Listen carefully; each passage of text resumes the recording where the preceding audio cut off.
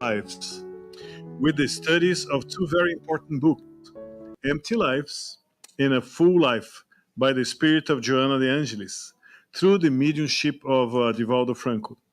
Our guests will bring several aspects of the meaning of living a full life. Are we living selfishly?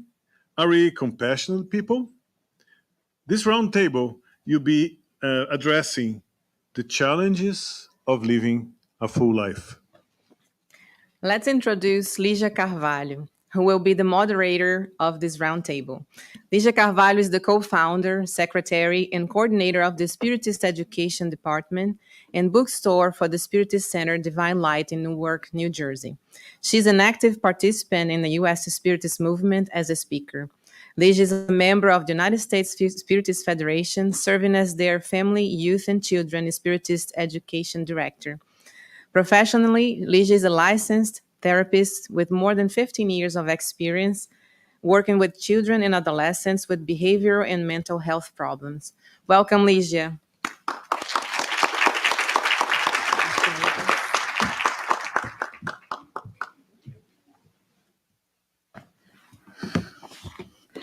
Thank you, everyone. Welcome back. I hope everybody's ready. I know you all had lunch, but this is going to be super exciting. I have 4 wonderful people that I had so much fun and a pleasure working with, and I'm sure you guys are going to have a banquet. The best dessert is yet to come.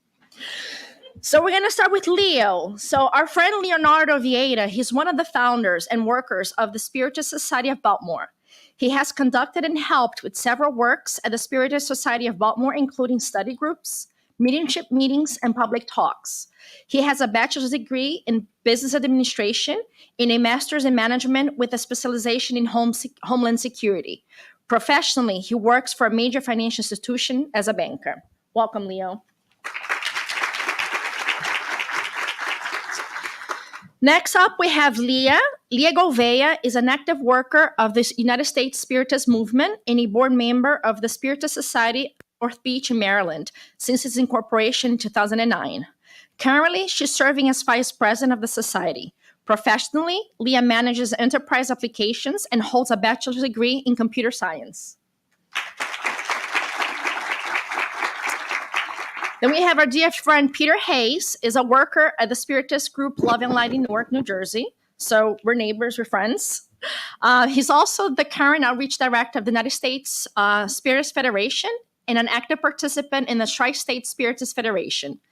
Peter has published several children's books with his wife through their company, Sem Fronteiras Press, and with other publishers in Brazil, Colombia, and the US. Having a long background in theater, he holds an MFA in dramatic writing from NYU and currently works in commercial real estate. Last but not least, our friend Marcia. Marcia Trajano is the president and one of the founders of the Solitude Center for Spiritual Living. She's also one of the co-founders of the Christian Spiritist Community of Atlanta and a former board member of the United States Spiritist Federation. She's a Spiritist for more than 25 years and has participated in giving talks and leading study groups in English and Portuguese. With a master's degree in management of technology and a project management professional certification, Marcia currently works in the field of project management. Welcome, everybody.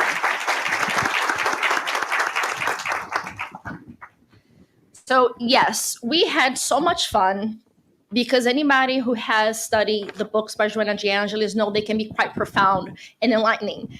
And they bring so much teaching. And we were laughing at each other all the time about some of the concepts and, just the awakenings. And a lot of times, how do you say that? Pulling of ears, that we had while reading these books. So to begin with, because they are quite extensive and super interesting, I think it would be a good idea for us to get started by having Leo maybe present to us. He's going to talk a little about the differences and the similarities of both books. So we're going to be just talking as, friends here, but we're hoping to give you guys a perspective on what these books offer and what it is that they can provide to us in our path to enlightenment, and most importantly, our path to healing. So Leo, maybe you can talk a little about, how can we compare what is different or similar about both books? Good. You guys ready for dessert? No, it's interesting, as she said, to not only study these two books, but also study with them as well. It was an amazing time that we had preparing for this, and it's as always, a work of art dealing with the works of Joanna de Angelis, right? It's just an amazing thing. The two books, and if I can try to make this short and direct, which is almost impossible, you have Empty Lives and you have A Full Life. Both books, they were written from back to back, 2020 and then 2021 when they were written. They do complement each other in a way, but they're not necessarily for the same group of people, if you will, right? It has similarities. Each book has 30 chapters. Each chapter, Joanna de Angelis comes and opens up with a quote from that chapter that if you're reading the book on a daily basis, as she actually recommends A Full Life, read one chapter each day, you can take that quote and live by it throughout your day. It's an amazing thing. She will do that with both books, right? She will kind of guide us through the issues that we're facing in life right now. The spiritual one that really connects with us or comes and touches our hearts in the physical life. But the book has some difference as well.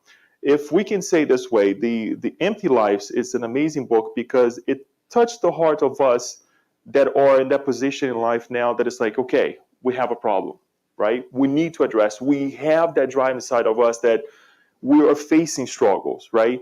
At least we acknowledge that we have a problem. And there is a really interesting quote that I would like to read just to present this to you. She says that empty lives are the effect of the social accommodations and extreme behaviors that delude the poorly led masses. Much like, when we find ourselves going with the masses because we don't have a purpose, and then we follow everything. We think that everything is okay. And deep inside of us, we say, no, there's more to life than this, right? So it's for those of us who are in that position right now. Now, A Full Life, it takes us to the next step. Now we have a purpose. Now we acknowledge that we have a spiritual life. Now we acknowledge reincarnation, right? And not in the sense only that now we're living a consequence of the past, but that tomorrow will be a consequence of today. So she comes and she tells us, to kind of be courageous, be happy, deal with the struggles of life as if we have the tools in our hands to make a change, right? And again, I would like to also take a passage of this book that she says the following, just so we can connect with the message. It seems as if everything we do, as they did, was pointless, and it makes no sense to insist. We're all tired, right? But she tells in the book Full Life, continue on. Finally, what I would say as well is that her structure, the way she brings the messages, the way she guides us, I think it really begs us to do the same, to learn from her structure on how she's helping us so we can help others as well, right? And it's important that we look into the writing method, the way she brings the explanation. This is something that sometimes we don't pay attention. But if we want to emulate these higher minds in our lives, we have to copy them. It's a good thing, right?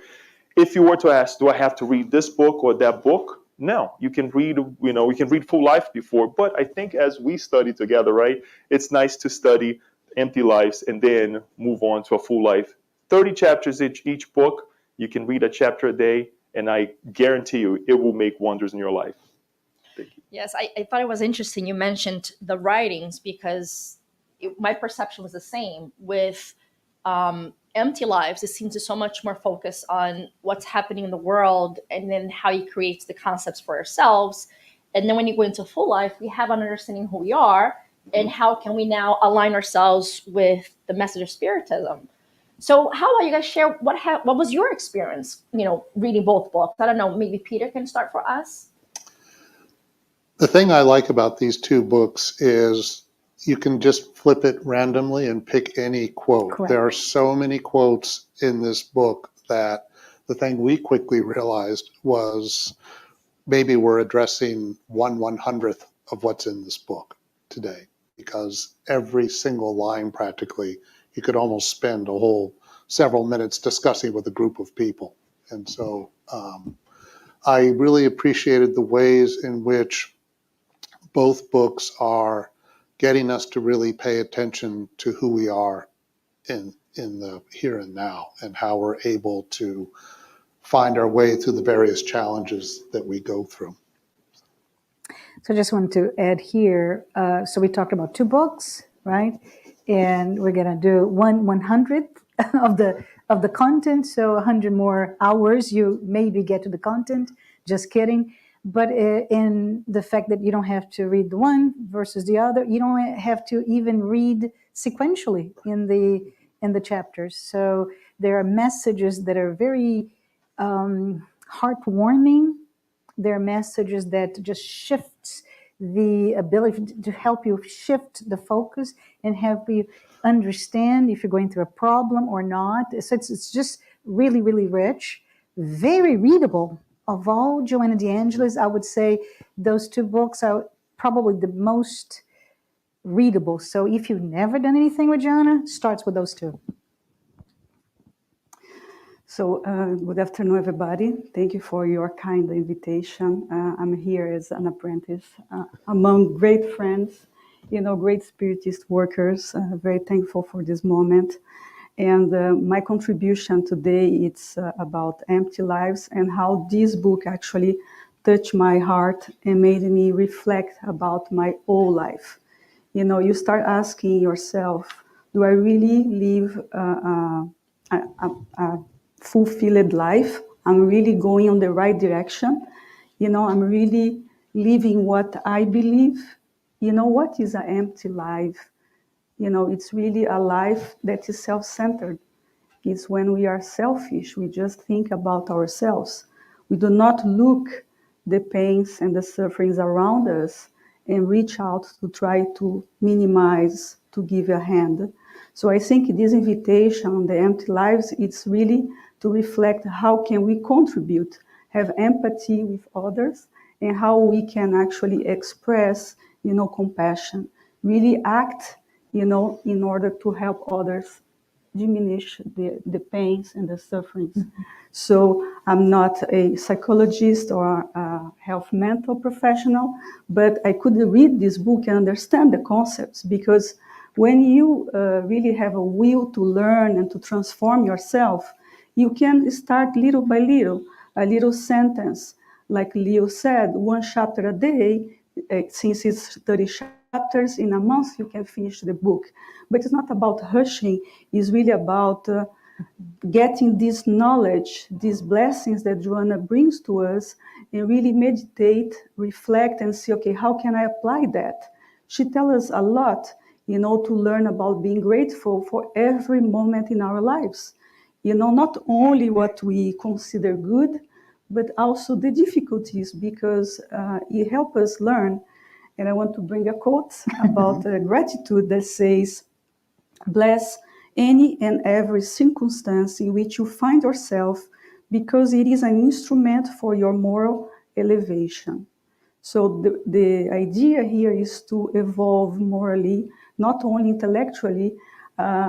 We reached great technology and great developments in terms of intelligence, but now we need to learn about love, about compassion, about being grateful in every aspect in our lives, how to deal with our emotions, how to educate our emotions and be better people, better human beings. And I think this is the goal of the empty lives, really make us reflect about this craziness, these materialistic ideas, this idea of illusions, pleasures at each price. So Joanna tells us about the overindulgence to pleasures, to the point of exhaustion, And as we were talking initially before here about losses, the loss of loved ones is not only losing through death, but how about losing a loved one to the drugs, to addictions, or to depression. So these are losses, like the person is alive, but living a life without meaning, without purpose, without joy. And so this book invites us to find this joy of living, and find the reason and purpose to wake up every morning and have the strength and the courage to, to fight and do your best, knowing that we are unique beings and what you can give, I cannot give. So we need to really hold hands, help one another, cooperate, give our best to transform this world, in a better place. So with that, I think we may go to the next one. Can I add something? And sorry for butting in, but one of the things that I wanted everyone to be reminded, if you have not read the book, is very interesting. And I think Leo mentioned 2020, 2021, or 21. March 11th of 2020. What happened that day? The pandemic. World Health Organization recognized coronavirus is COVID-19 is the source of that pandemic, and the world has changed, is still changing, right? Empty Lives was published 2 days before. Is it a coincidence? Yeah. Not for Joanna. And one of the great things that you all mentioned, because like they mentioned, they're not health professionals or mental health. All of them have and we laughed about it because they're like, oh my God, we all have a background in business. How are we going to talk about Joanna? But that's the point. Yes, her books, historically, they are a little more difficult. People find them more challenging because of the concepts they bring. But this one is a different tone.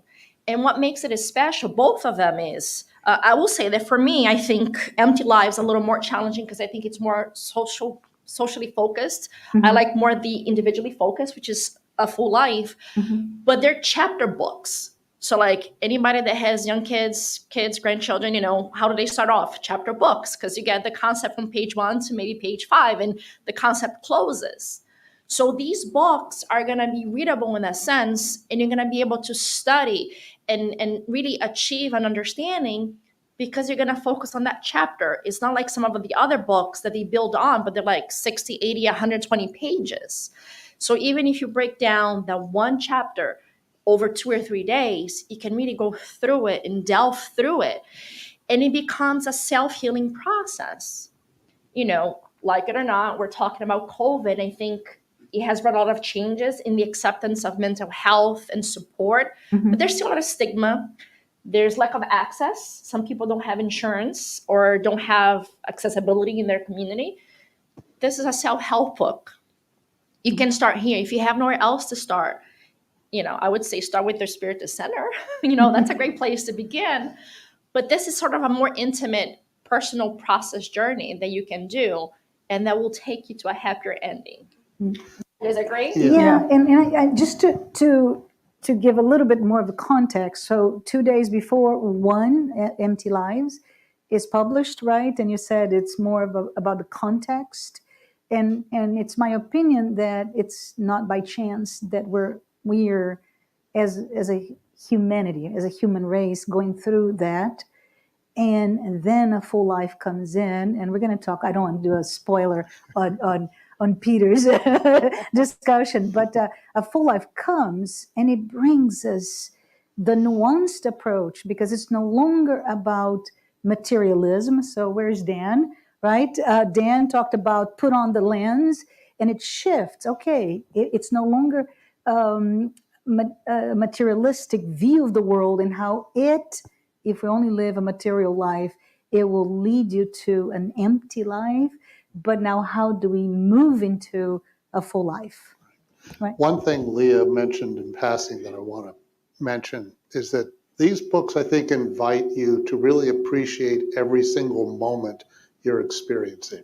Because sometimes we go through moments and we think, why is this happening? Why am I doing this? What is the point? Well, there is a point to it.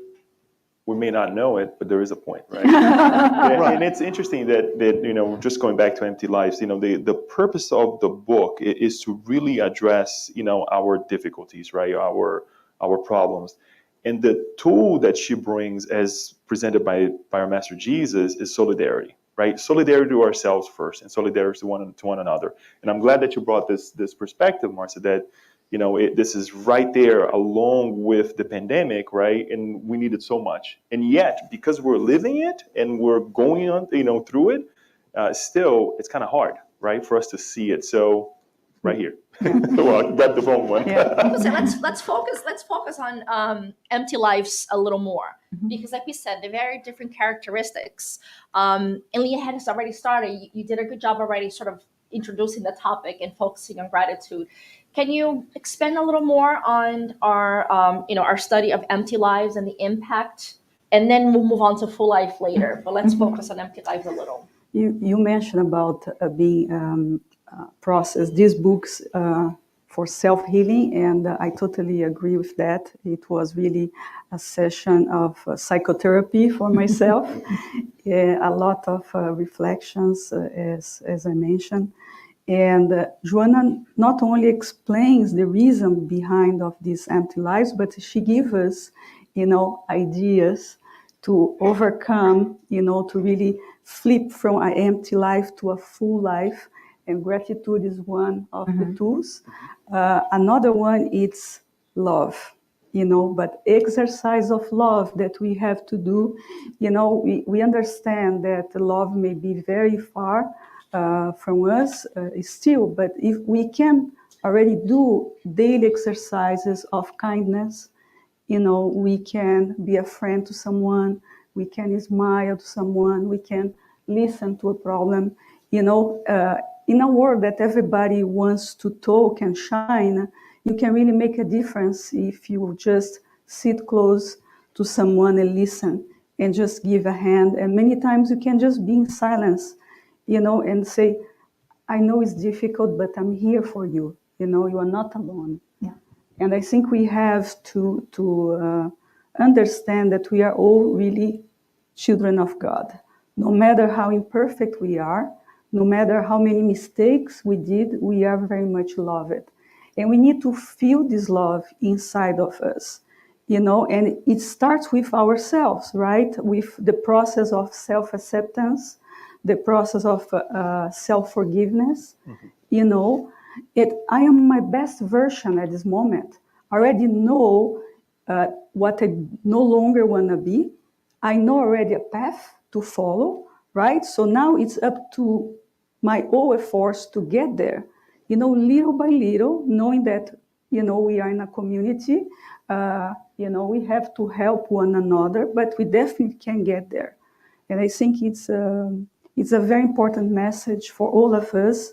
And I'm very, very thankful that we had the challenge to read, reflect and discuss among us. And I hope you guys can feel, the result of that and be interested to read and study as well. There's two separate quotes from different one of you guys from the book Empty Lives that maybe we can talk a little about to give context. The first one, actually, that you shared it follows. In order to find inner peace, do not neglect cultivating invigorating thoughts forged in optimism and the joy of living. So what's the relevance? And that goes to any of you. I think in a time where anytime you turn the news, there's so much negativity. It may be partial reality because we know the world's not all negative, but it's hard to overcome that sense of desolation sometimes. So how can we cultivate this inner peace and forge thoughts of optimism and joy for living? Because we have an option on how we choose to react to what we're experiencing. It's not a foregone conclusion that if something happens, we have to be pessimistic about it. Why? Why do we have to be pessimistic? What is the basis of that? So when we start questioning the impulse that we have towards an event that we're experiencing, we can then start to think, well, maybe there are other ways of looking at what is happening. Trust.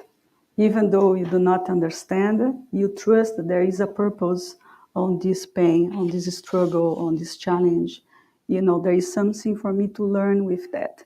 And once I overcome this moment, I will be stronger, I will be more resilient, I will have more courage to keep going.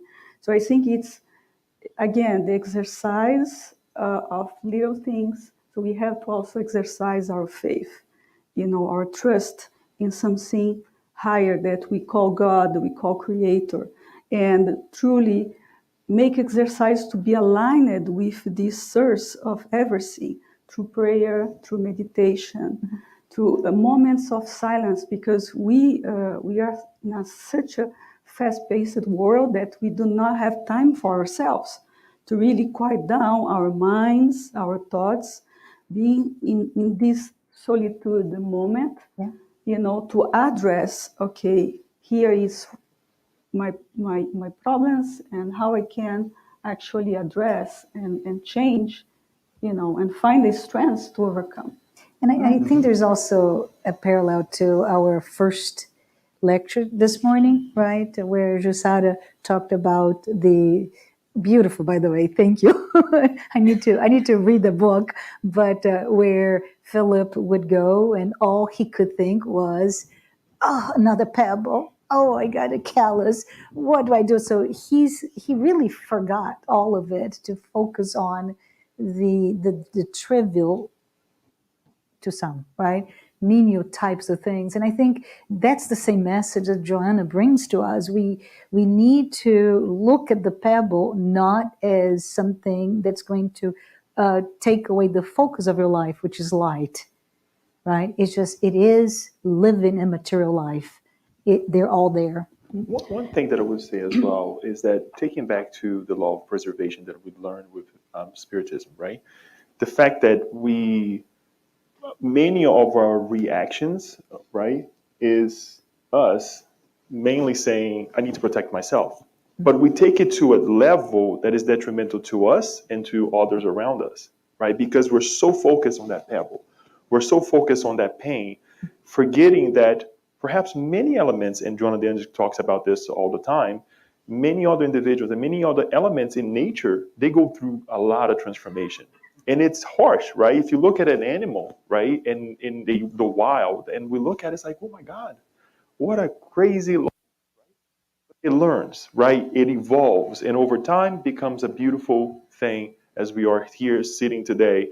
And we take these issues of the past and we keep hitting on it like, I need to defend myself. I need to defend those around me, forgetting that this is a process where if we are to open our lives, right, to be more solidarity, to be more kind, to be more loving, and look at it in the future, where will this project me, right? To have the visionary mind, I think will certainly ease our lives and makes us much happier than we're living nowadays. And I think it closes with the other quote, which actually directly already spoke to, that it was shared by us as a group, that I think it's most beautiful. It says, and it's from Empty Lives, the good is not only an ethical principle, it is also a preventative therapy for all the ills that afflict the human being. So I think it brings down to that. It doesn't matter what we're going through. It doesn't matter the experiences. The more that we give, the more that we love, the more that we seek others, the less our pain. Doesn't mean that we're not going to have pain. Susanna spoke about it, the level. We're still, the process of expiation. We're not there yet. So pain is a part of life. But if we share that by loving others and helping others, our pain gets lesser. And I think that's a huge focus of Empty Lives, teaching us to have this more community-like perspective and how to make our environment and our life a more positive one, and not just kind of follow the lead of whatever many times in society. So we're going to talk a little about full life, and I'm going to have Peter hand it for us, Peter. Talk a little about the challenge of living a full life. We talked about empty lives, but how to keep it going and being positive. Well, one of the biggest challenges of living a full life is acknowledging that we have challenges in the first place, which I think we touched on, because challenges are unavoidable.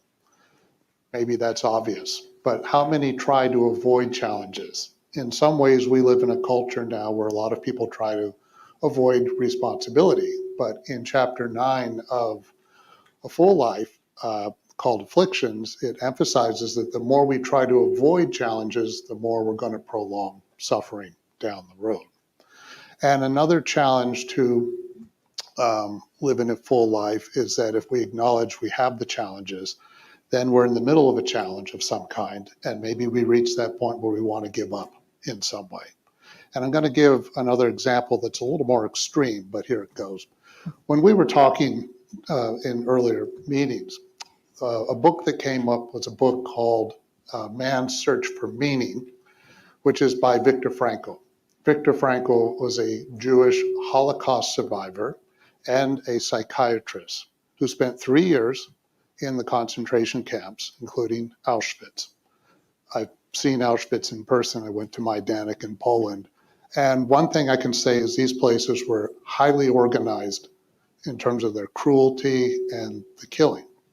And the point I'm getting at is that Viktor Frankl, in his book, Man's Search for Meaning, makes the point that one of the things he learned having survived this ordeal was that if everything has been taken away from you, if your identity's been stripped, remember, inmates were assigned numbers, they weren't given names anymore. If you can get through all that, then one of the things you start to realize is how you react to a particular situation is key. It's what we were talking about before. Now, what happened to Viktor Frankl is a more extreme example. Hopefully, God, that we don't have to go through anything anywhere near like that. But what about the more day-to-day challenges that we go through? Well, part of the challenge in living a full life is that we begin to understand what's really expected of us. And there's a nice little parable in chapter 10 called Good and Evil, which I want to share with you guys. And it goes like this. A father had, a wealthy father, was trying to decide which of his 2 sons to give his wealth to.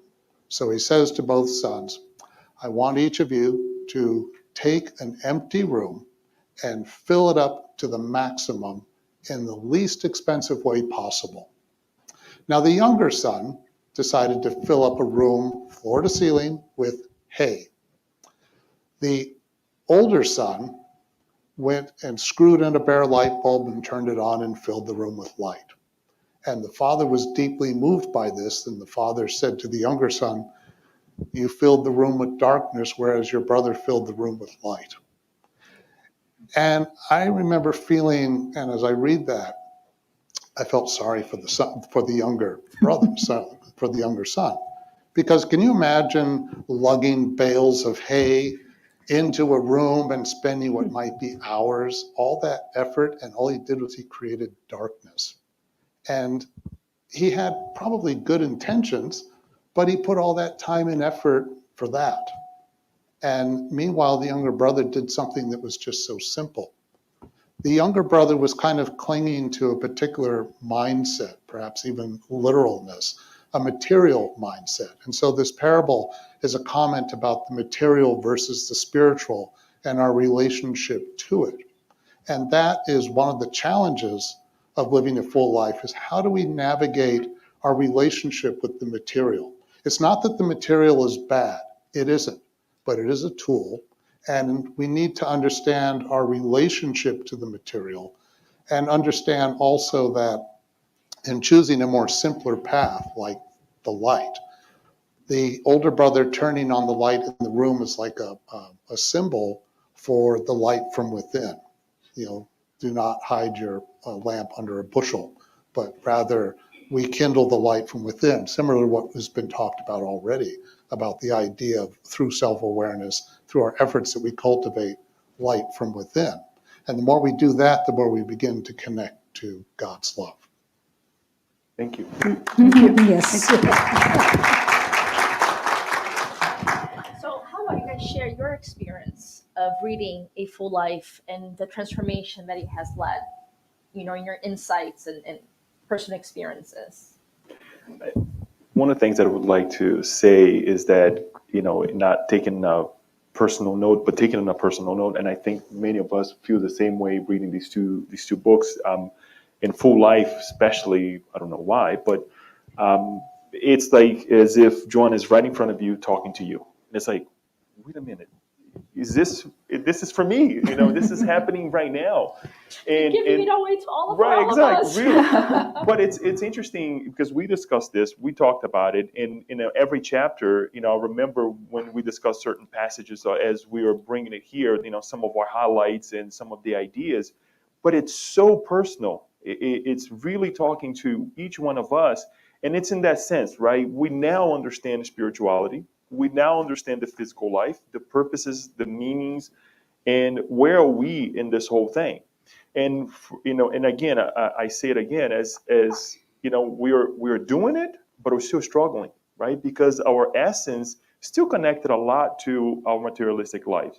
In materialistic in different ways, not only really looking at the what to buy, how much we have or how much we don't have, how we're going to be when we grow old, but to really attach to the body, attach to the necessities of life that, quite frankly, when we go to the other side, as we study, as we embrace Spiritism, it's not going to matter, what we take with us, because we're not taking anything. So it really talks to us directly.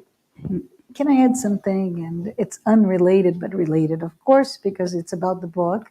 But one of the things that Joanna brings a lot, and it's really risen from the empty lives, not the full life, but it's the question, and I'm getting to your answer, Leo, it's the question about technology. So now we're talking about our very current, very real, very material lives and the amazing progress made by technology and the dangers of technology to lead or to detract from a full life.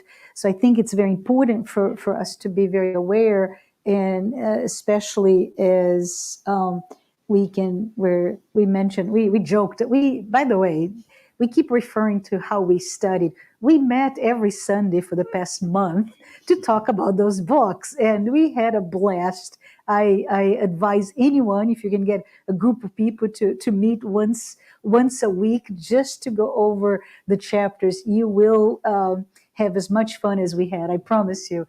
But in any case, one of the things that it's brought to us is the attention that escapism and technology, boy, I think it's better, Leah, than any drug out there, right? It will take your mind away, and you'll come back. I can imagine. Leo said that he sees Joanna talking to you. I can see Joanna DeAngelo saying, "Oh, another one going away. Come back," and that's something very real for us, right? To see. Let's use our time wisely. Let's commit. I think you mentioned that. Let's commit to our ideals.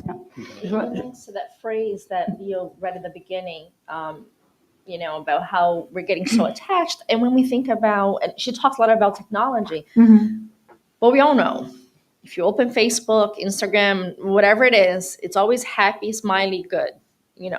It's never the challenges. It's never the struggles. It's always the cream of the crop. It's the best of the best. My self-help does that. It talks to itself. And they talk a lot about creating an illusion, because then you start seeing everybody else's life at the best of it. And then you go to your own life and you have the struggles. And it creates this illusion where everyone else is better. And it then develops depression, that sense of emptiness, that sense of purpose, that sense of loss.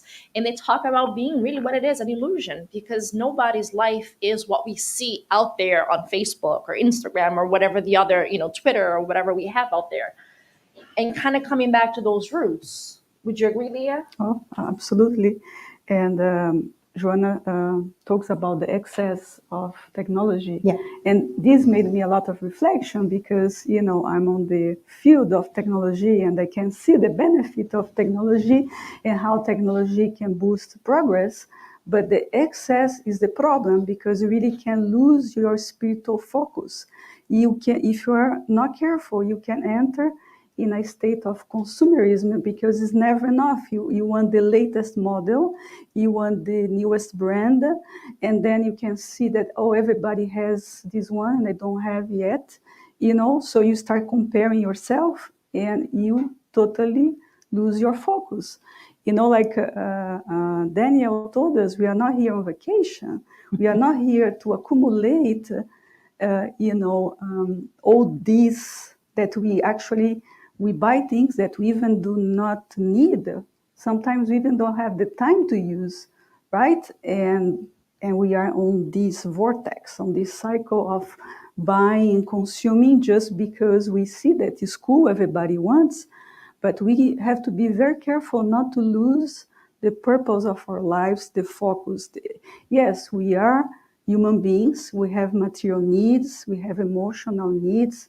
We need to belong, to be part of groups, but without losing our spiritual focus, because we are spirits, immortal spirits. And Joanna talks a lot about the conflicts, that we have conflicts is exactly the difference between the ego and the self. She says the self is our divine side and the ego is our human side. And our goal is really to align these both and align with the divine laws, so like this we'll be happy. We are going really to reach this state of plenitude, which is developing our whole human potential. So we are not asking everybody to become angels. We are asking everybody to become more human.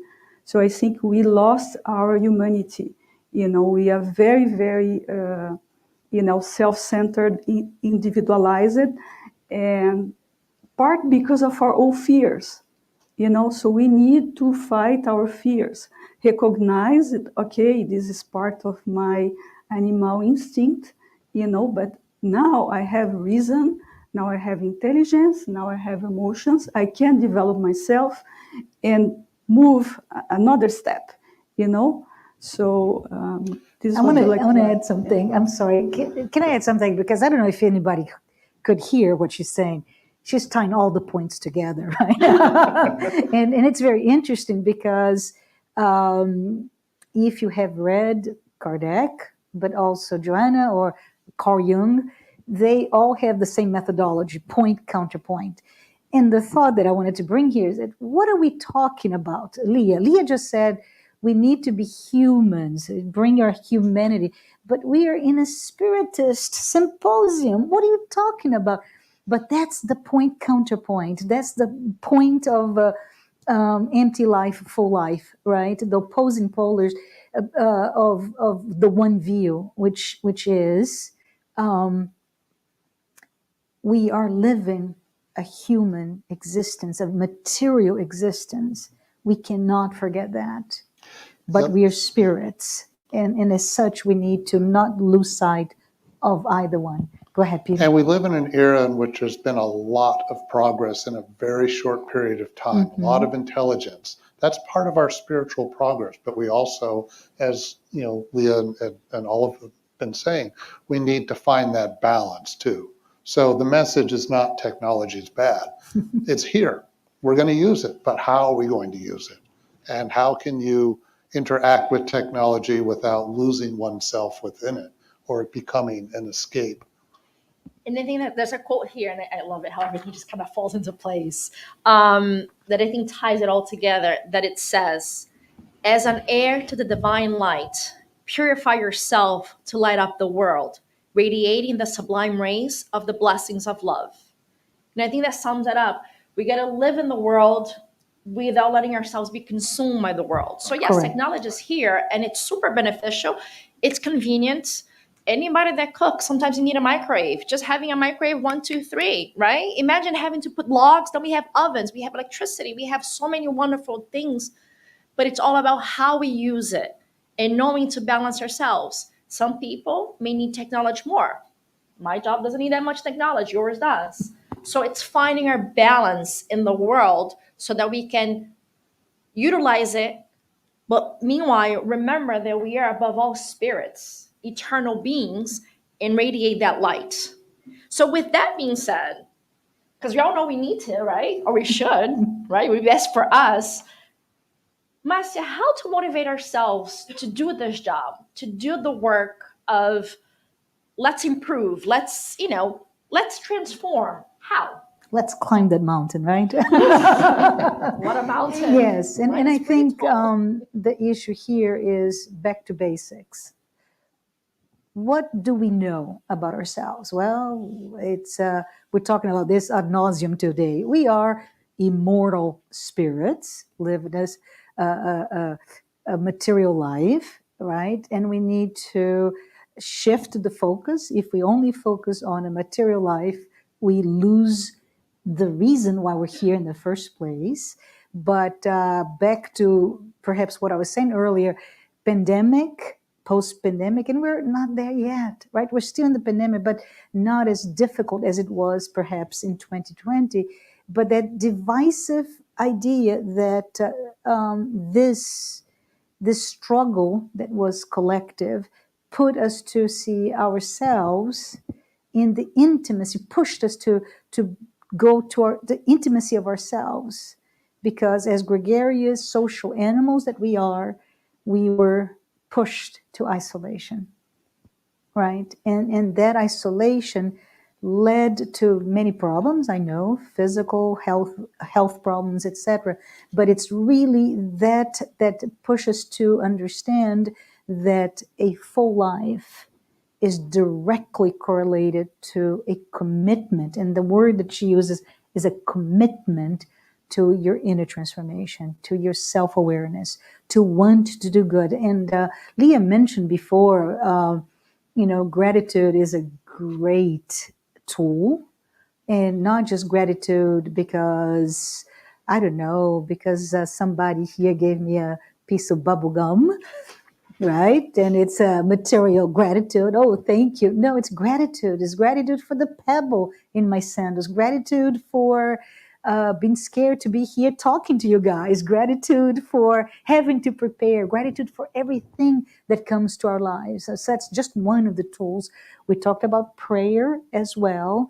But with prayer is giving ourselves time to connect, right? Give ourselves time to connect with ourselves first, with the other, and with the divinity. And those are just two of the many tools that she brings to us. But my final words to this question, I'd love to hear more from the panelists here, is the fact that this is fun. This is actually good. Right? The promise here, yes. Acknowledge it. The promise here is that we're destined, all of us, to infinite happiness. All of us. All of us. And this is just an amazing promise. So let us be happy. With the idea, I'm sorry, Midge, with the idea of being happy, and you were talking about this, not losing the spiritual focus, and I was thinking about the material one. Yeah, fix your microphone because I think they're not hearing you. Okay. There you go. And goes back a little bit of what Daniel mentioned about finding joy in life. So finding the small pleasures of life that I think we kind of lost these small pleasures. Yeah. A simple conversation, a walk in the park, see the beauty out there, because there's a lot of beauty. It's not only suffering and pain, but there is a lot of beauty out there. And you want to tell us about developing the spirit of service, serving others. Whatever you do, do not do only for yourself. Do to share. Do contribute with your family, friends, society, community. Share. Develop this idea of sharing. Yes. Thank you. I think it's interesting. You all mentioned overcoming. And there is that one quote, Marcia, that you brought that I think maybe you guys can talk about. Because coming from a mental health perspective, it's not easy. Nobody wants to talk about what hurts the most. Nobody wants to talk about that pebble in the shoe or the issues. And part of it is talking about it, working through it so you can overcome it, right? So one of the quotes is, "The thorn that hurts is placed in the area that you must protect." Mm-hmm. Can we just as we're coming up soon to our ending, we have a few minutes to talk about this quote that talks about how to motivate ourselves to actually do the work that full life guides us. I don't know, maybe Peter wants to start. Well, whatever weaknesses we have within ourselves, that's the part of us that gets tested the most until we develop the strength from within to learn how to overcome that, or at least manage it in such a way that we're more at peace with it. One thing that I would like to add, and I think that for sure it goes back to what Marcia was saying in terms of going back to the basics, right? There's a chapter on the book Full Life that talks about, us asking, what do you want me to do, right? Us asking God, our Master Jesus, what do you want me to do? And it's interesting because it is a passage also explored by Emmanuel on the book Living Spring, where it goes over this passage of the Bible. We can find in Act 9 and Act 22, if I believe, if it's correct. In any case, it's us going back to this basics of what do you want me to do? And Joanna de Angelis is very adamant in terms of us persisting, right? We're talking about, the million times that we have to go over the thorns of life, right? And sometimes it's the same one in the same area that hurts. And then we have to ask ourselves, what do you want me to do? When we say ask for ourselves, there are three things that happens, right? First of all, we tend to think that, I'm going to get the best answer ever, right? No, the answer is not going to be, go through the wide door, right? No, go through the narrow door, right? The second thing is that, it's not to look for an answer from our Creator that it's and just sit there and do nothing, right? We have to be active. We have to prepare ourselves. We have to read more. We have to be more in the world in terms of being, helpful to others as well. And then finally, when we come to that moment that we struggle again, is to say, God, what do you want me to do? And I save this, perhaps to the end, because she says the following on this chapter, closing this chapter: may your lips and heart have no other question than this: Jesus, what do you want me to do?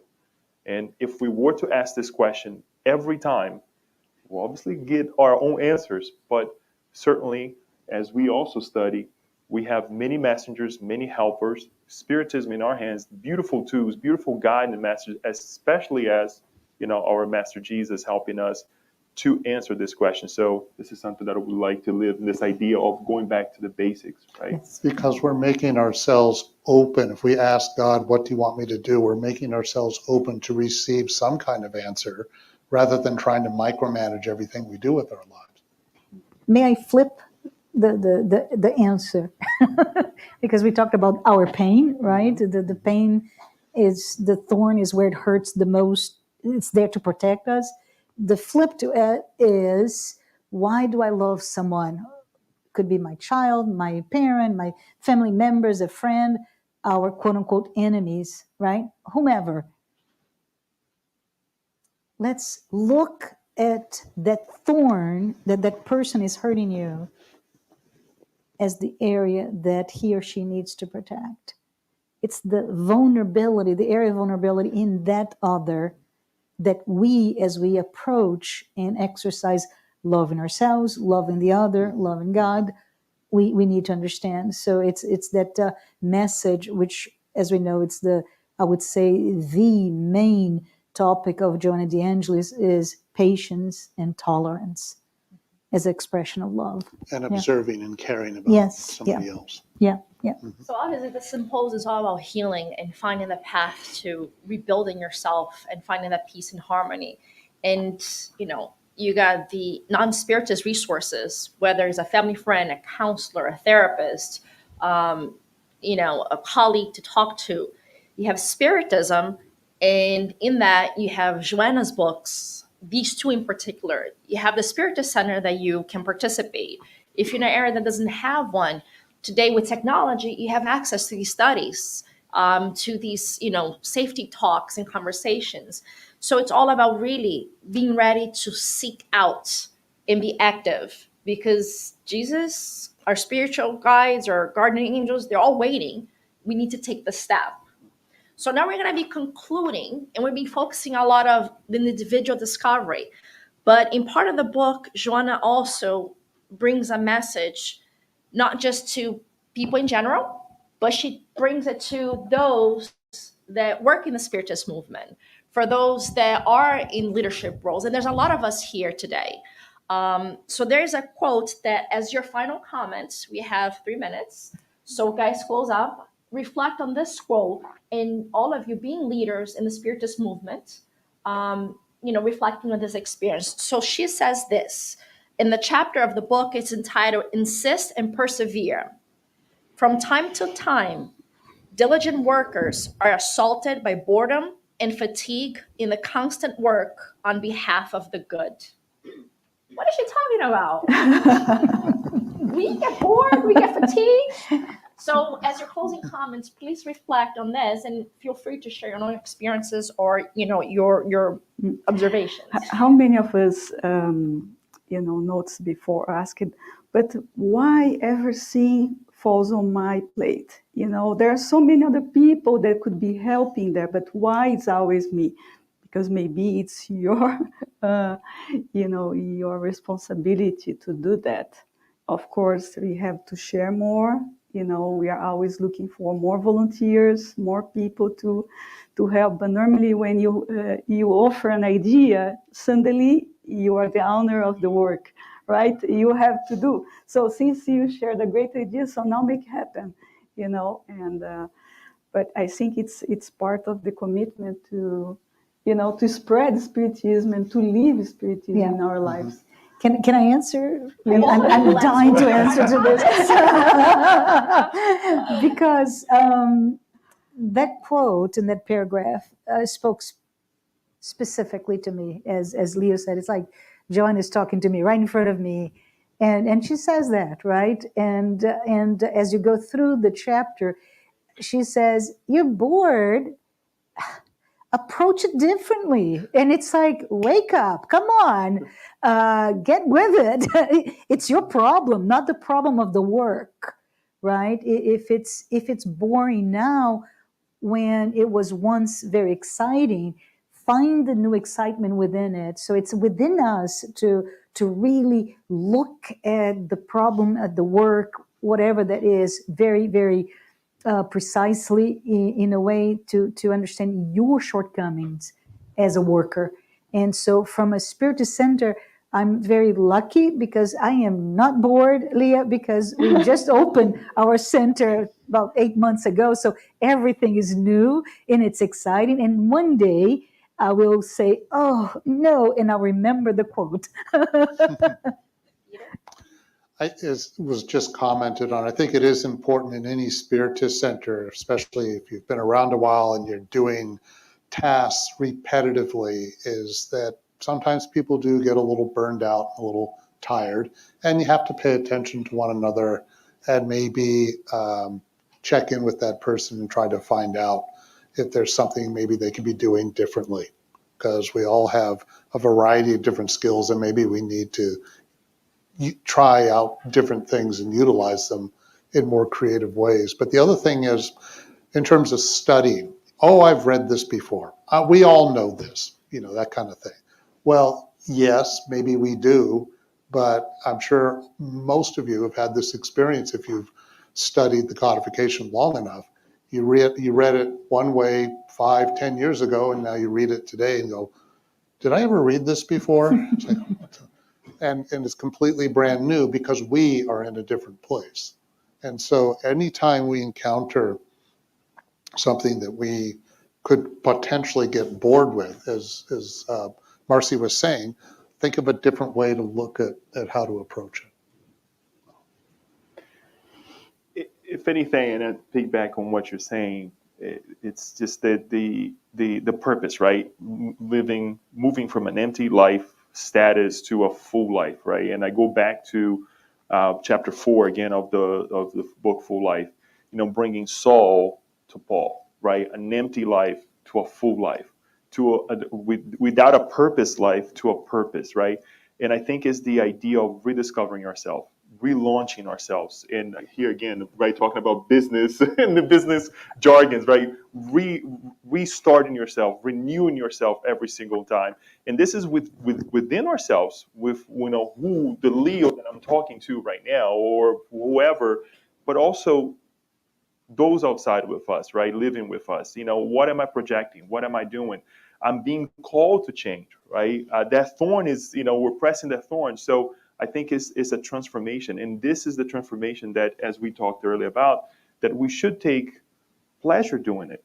It hurts, yes, at first, right? It pushes us out of balance, and here we are, standing, working hard, dealing with the struggles of life, and that's the calling. Moving from an empty life to a full life. Thank you. And Ligia, allow me to read the last quote. I think it adds to this conversation. It's a long dessert, people. I told you. Yes. Some people think Joanna is very difficult to read. Oh, I need to read Joanna with a dictionary close to me. Let's not forget that Joanna is an educator of souls. So she invites us to grow with her as we learn and study. And she says, stay faithful to your commitment to Jesus, who faced the same kind of situation, always persecuted, yet never stopped loving. So this is the invitation to love, Perfect. And don't give up. So that's the bottom line, is finding joy, finding the motivation, and remembering we are definitely not Jesus, so he pushed on much more easily at this stage than we do. Our path is going to be up and down, up and down. And whether you are fighting an individual fight, whether you're struggling at the leadership movement, at your Spiritist center, at a national level, don't be upset for feeling boredom or feeling disillusioned or feeling tired. Recognize it, that means it is the moment to reflect, to change, to think outside the box. It's a moment for growth. Because when we go back to this quote, which closes it perfectly, what are we working for? I'm not working for fame. I'm not working for power. I'm not working for control. I'm working to learn the message of Jesus Christ through Spiritism, and I'm learning to improve myself. And if I have the privilege to do it through the Spiritist movement, then I have more of a blessing than anything else. So once we recognize the blessing, the opportunity, yes, comes with responsibility. But think of all those people that don't even know about Spiritism, don't even have access to it, and how blessed and fortunate we are.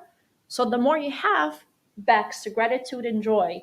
And I think that's all that we wish for all of you, that you may find the gratitude, that you may find the joy, and that these books may be yet one more tool to help you do that personal journey and find more happiness. Because happiness, not full happiness, but greater happiness is possible in this lifetime. May you all be blessed. Thank you, guys. Thank you. Thank you.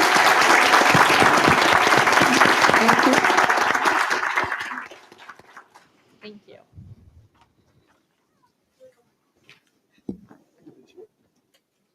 What we take with us?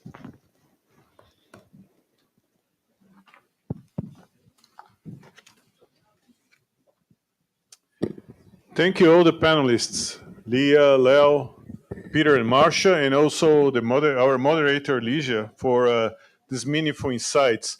When I saw that you're going over the books, I thought, oh, this is a good opportunity to get a scoop without need to read them. But now I'm interested in reading the books. If you're like me and you're interested in reading the books, they're for sale here, right? Yes, use the break time to get them. Yes. Yeah, you can use they're going to be a coffee break time, so you can go there and get them.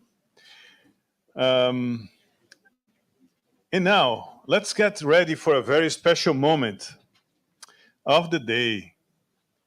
Even though our celebration of the United States Spiritist Federation's 25th anniversary starts officially a little later, we feel that it could start right now, and we announce the youth panel presentation. They represent the continuity of the work and how Spiritism is part of everyone's lives, no matter what age. So we have the honor to introduce the moderator of the youth panel, our very own Elaine Stur.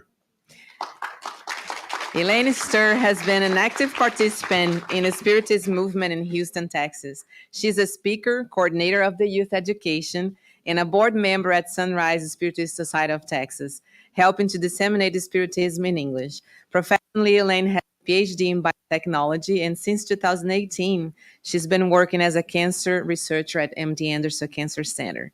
Today, she will be moderating the youth panel entitled Healing and Regrowth in the Youth Perspective. And to be part of this panel, we ask Rebecca DaSilva, Sophia DeOliveira, and Lara Fortes to come to stage. Thank you all.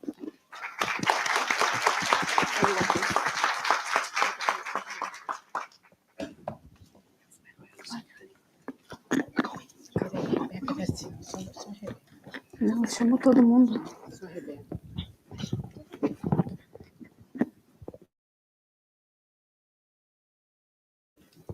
So, good afternoon, everyone. It's really a big pleasure to be here today. So, I guess I have been learning a lot with these young people, and also during this activity was very rich for me as well. And I guess it's really a pleasure to have the chance to participate in this moment. So, and as you guys will see, they have a lot to teach us as well, and that's what we're gonna show to you guys today. So to start with, before give the word to them, I will talk a little bit why we are doing this work and how important this work it is. So to start with the title, we decided to keep exactly the same title of the whole event, because as healing and regrowth is not just for the adult people, it's also for the young people. We know how much they have been through, not only during the pandemic, but during these years, this being a teenager, how much changes we go through. And I have a question for you guys now. So what do you remember about your adolescence? So, well, I have to say, I guess it's pretty challenging. We know that there are so much emotional changes, body changes, new schools, new friends. Everything is basically new all the time. And sometimes can be a little bit hard to deal with that. Well, of course, some people deal so much better. Some other people has a bit more difficult time.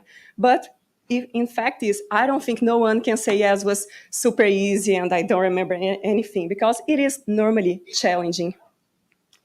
And I just want to bring a little bit about these books called Adolescence and Life from Joana de Angelis and Givaldo. I guess what caught my attention about this, it's because they compare our teenagers, our young people, as like young roses, because they need the sun, they need the nature, they need all the right conditions to blossom.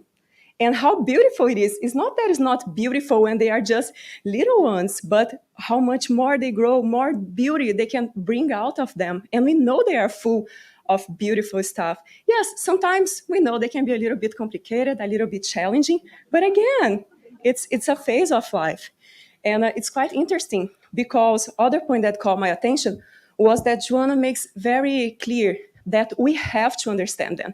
It can be complicated, it can be difficult, but us as a parents, we have to give support. If we don't give support, they won't become the flowers. We cannot just blame on them to responsibility if we don't give the support that they need. And also, us as a parents, we need to give the chance for be who they are. We cannot just throw our dreams for them to become the person that we want them to be. We have to give space for them to think, to explain themselves, to show what they have inside them, Of course, we have the role to educate, to try to do our best to them, but we also need to give space for them to grow, to show their best every single day. So here, just going to bring quickly some facts for us to understand where these young people are coming from. So not only during the pandemic, but here, highlighting the pandemic. So the pandemic negatively impacted teens' mental health. So in many different aspects. The most easy one to say is the social isolation that we know was very hard for us grow-up people. Imagine for them not seeing their friends, not having the chance to talk or to be close for the people that sometimes are the best people for them to express themselves. Also, some short facts here. We know that nowadays about 1 in 5 young kids, they report feeling depressed. That's a lot for kids. And imagine, 1 in 5, those are the ones that are talking. Imagine the ones that are not talking. So it is something really to think about. Also, 1 in 7 live in poverty. So that's also a lot. And why is interesting to bring also the word, the fact poverty on that? We also know that around 2/3 of the school-age children, they don't have internet. Can you imagine what exactly that means? It's a lot. Because during the pandemic, for example, everything was about internet, study, communicating, and even nowadays. So all the time we are with our cell phones or texting or for work or for fun, it does not matter what's the way that we find to communicate and to talk with each other. And then imagine 2/3, they don't have it. And of course, to study, because it is really well proven that the education is the most important point to change everything that we are talking about, to change poverty, to help with depression. So education, it's really, really important. And currently we have so many children out of school for many different situations. Some of them, because they live in countries or in places that are so violent that they don't have a school or they cannot get out to go to school. Also, again, poverty. Some of them because they don't have money to buy the material or to go to school, or some of them just really need to work to have food to eat at home. So that's the situation. And this brings me to the fact that we really need to do better to our youngest population. We have to dedicate more of our time. I know we are very busy, but we have to try to listen, to do whatever we can do to help them, to give space for them to grow, to express themselves, because you see, they have a lot to tell. So sometimes it's all you need. And it's very easy for us always to say that phrase that the future of our country or our world, it is in the hands of the youngest. Well, it may be true, but we also have to think, if we don't give the tools for them to become the future of our world or our country, what they can be, we cannot just throw this on them and wait for them tomorrow to be the best person in the world, that are ending the wars or whatever. We need to do our part now. We cannot just let it go. We have to work on that. So now it's a moment of healing. It's a moment of regrowth. And now I will call our young people to talk, to show for you guys their point of views on it. So first, I'd like to invite Rebecca DaSilva. She's a senior at Sherwood High School and will receive her CNA license this year. She's an active in different service clubs and serves as president of the community service organization Helping Hands. She works with autistic children using various forms of therapy at Accessibility Medcare. She has been a member of the Allan Kardec Spiritist Society Maryland's youth group since 2017, where she has learned many new Spiritist teachings. Rebecca?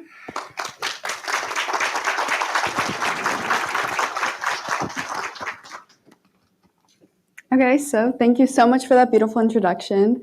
I'm Rebecca, and I hope everyone is enjoying the symposium so far. And I just want to bring my perspective in as a 17-year-old Spiritist, and I'm here to express my thoughts on growth and renewal through a teenager's lens.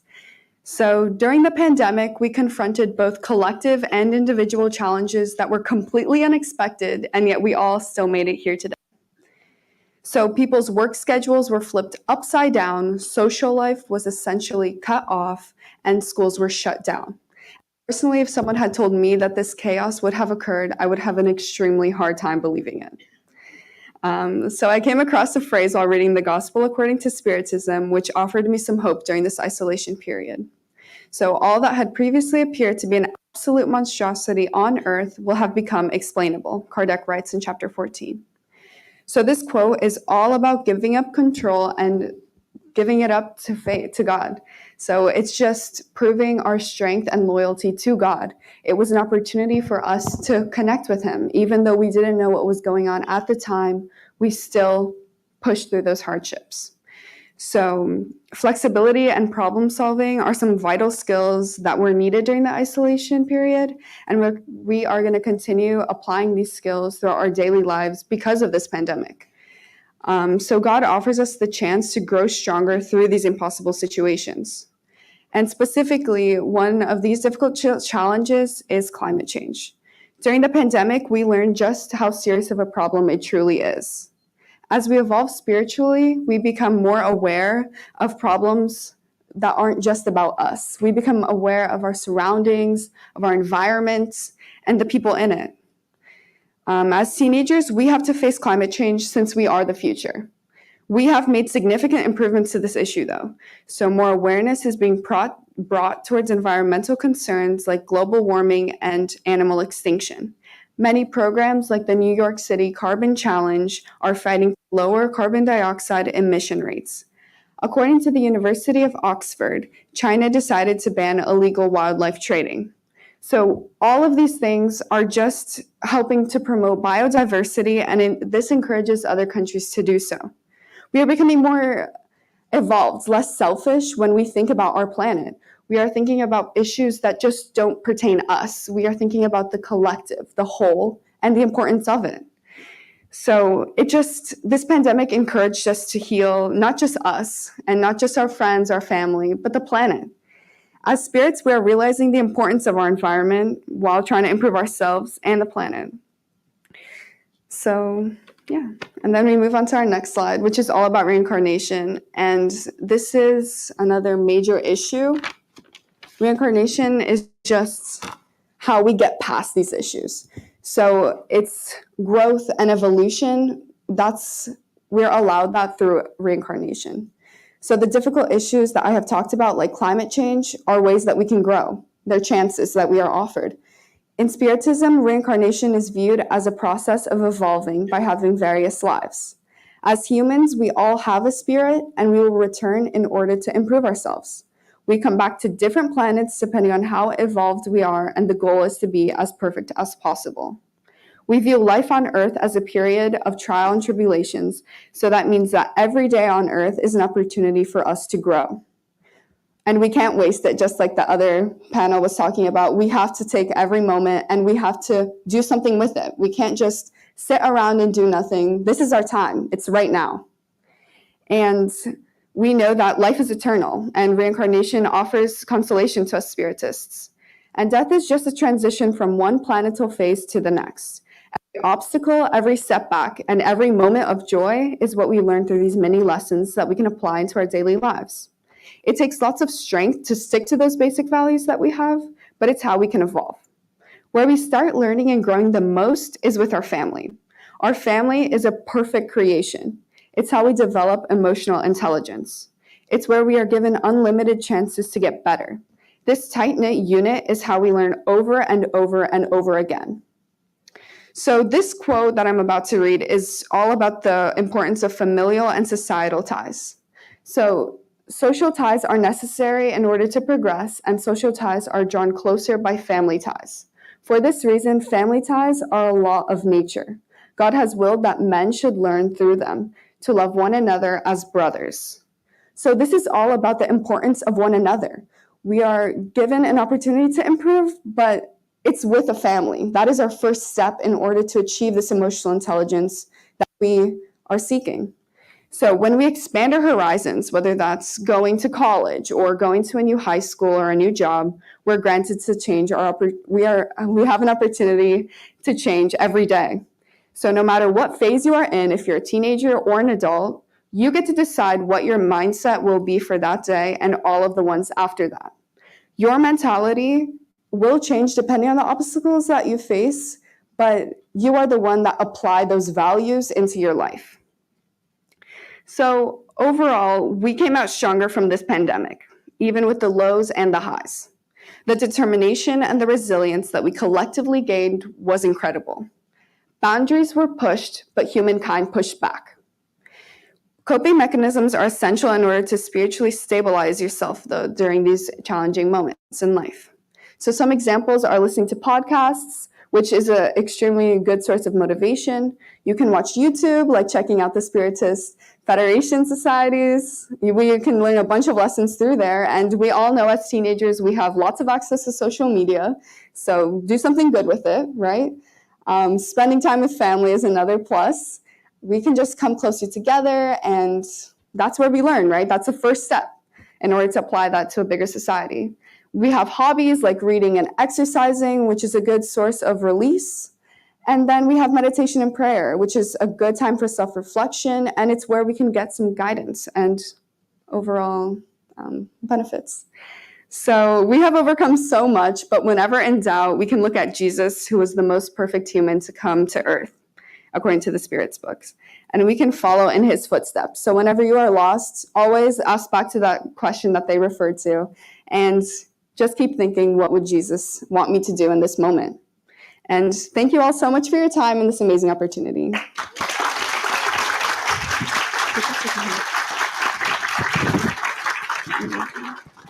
Thank you, Rebecca. Now I'd like to invite Sophia DeOliveira. She will be a freshman at Clements High School in Houston, Texas, where she's also planning to participate in the theater and learn the Spanish language. In the future, she hopes to seek a psychology degree. Sophia is involved in the youth group of Sunrise Spiritist Society of Texas and believes that Spiritism has made her a more mature and knowledgeable young woman. Sophia?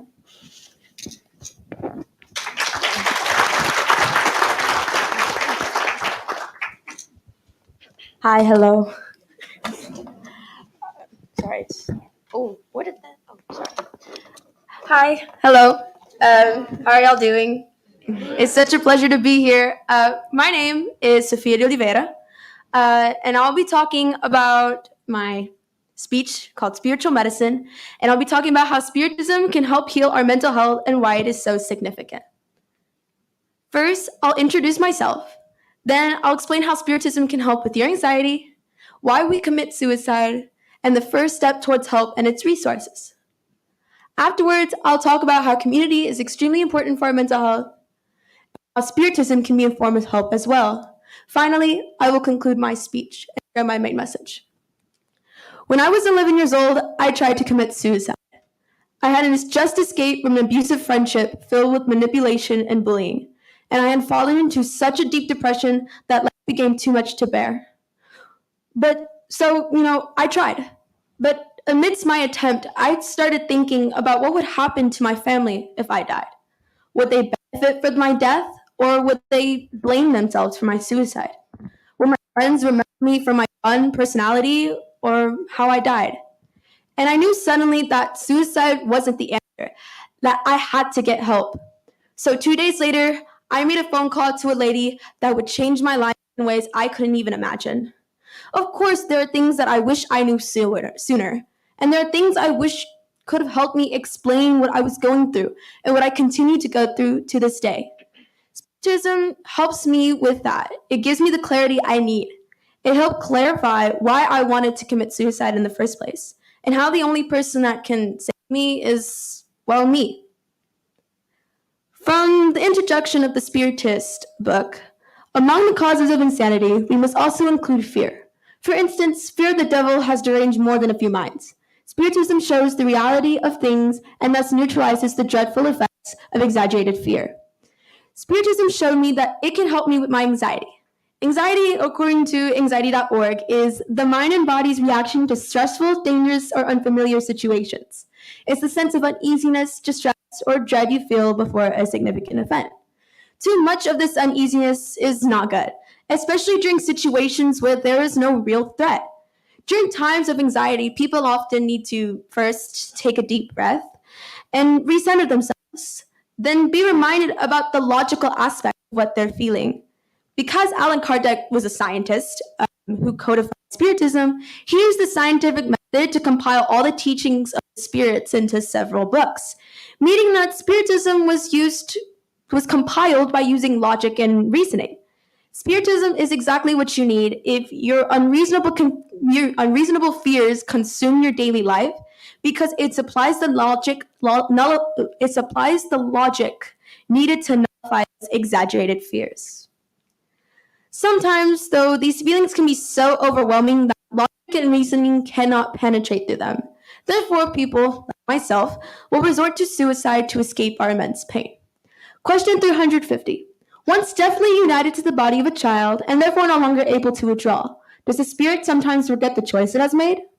Once incarnate, a spirit cannot regret a choice of which it has no awareness, but it may find the burden to be too heavy, and if it thinks the burden is beyond the strength to endure, it may resort to suicide. For the people who have tried to commit suicide, they feel that this is the solution to their problems, but the opposite is true. People sometimes do not understand that the problems we have are inside of us and inside our spirit. They're the fights that only we go through every day. The situation is not to end our lives. It is to confront and resolve these fights and wars that we battle eternally. This is because only God has the power to take and create lives. And we, only we, have the power to acknowledge in ourselves that we need help. We need to remember that we cannot control other people, but we can control what we do to ourselves. By not contacting help or communicating to others that we are in distress, we are causing our own mental suffering. Question 933. If people are usually the artisans of their material sufferings, are they also the artisans of their mental sufferings? Even more so. Wounding pride, frustrating ambition, adventurous anxieties, envy, jealousy, in short, all the passions comprise the torments of the soul. Can't you understand that with such passions, people create intentional punishments for themselves, and that the earth becomes a true hell for them?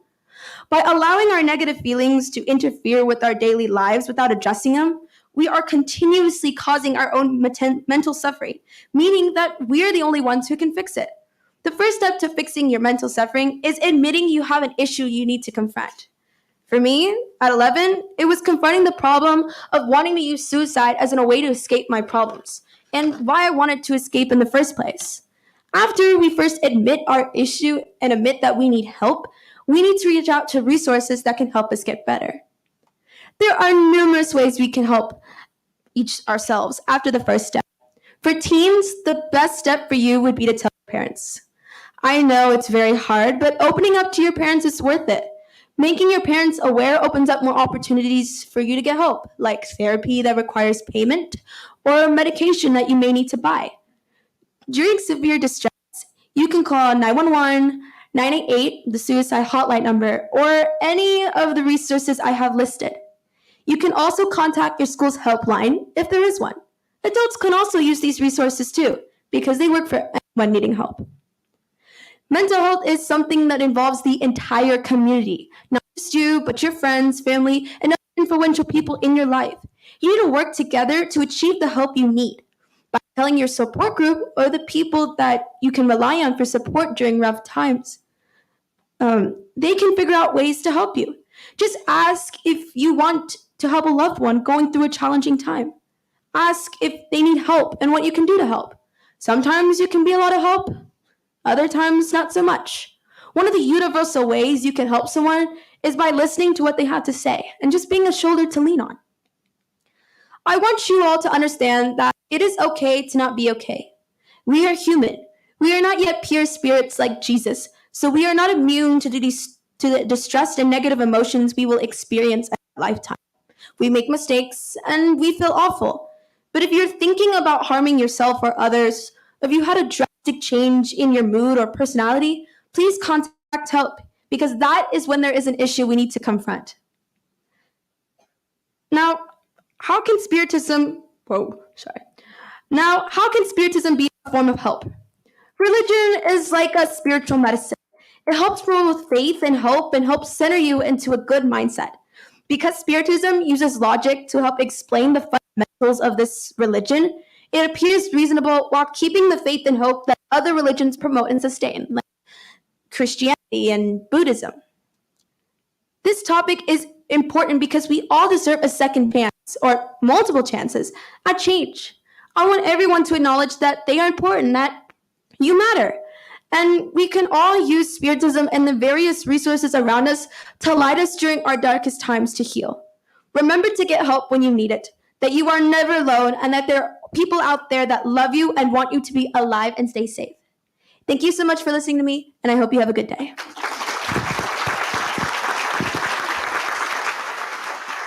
So good. Thank you so much, Sophia. Now we're going to have Lara Fortes, has recently moved to Georgia, where she is a sophomore at Pope High School. She has been involved in the Spiritist doctrine since birth, and most recently attended the Kardec Spiritist group of Austin in Texas, where she participated in several voluntary activities within the youth and family volunteer group. Lara enjoys swimming for her school swim team, listening to music, and singing. Lara?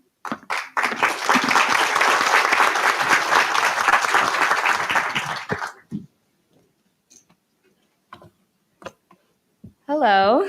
Um, my name is Lara Fortes, and today I will be talking to you about social division in today's society. In the Spirit's book, it asks, are social inequalities part of natural law? And the Spirits answer with no. They are human constructions. Now, let's explore how we can evolve from it during this time for renewal using what we know and have learned about Spiritism and our goal here on Earth. Some of the questions I will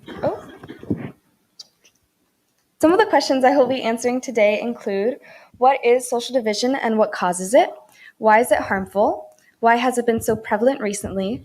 Why is it important to move past it? And how can we improve? Let's start off with what is social division and what causes it. Let's define social division first off. Social divisions are regular patterns of division in society that are associated with membership of particular social groupings, generally in terms of advantages and disadvantages, inequalities, and differences. What causes social division? Although there are many reasons social division occurs, two of the biggest ones would be prejudice and discrimination.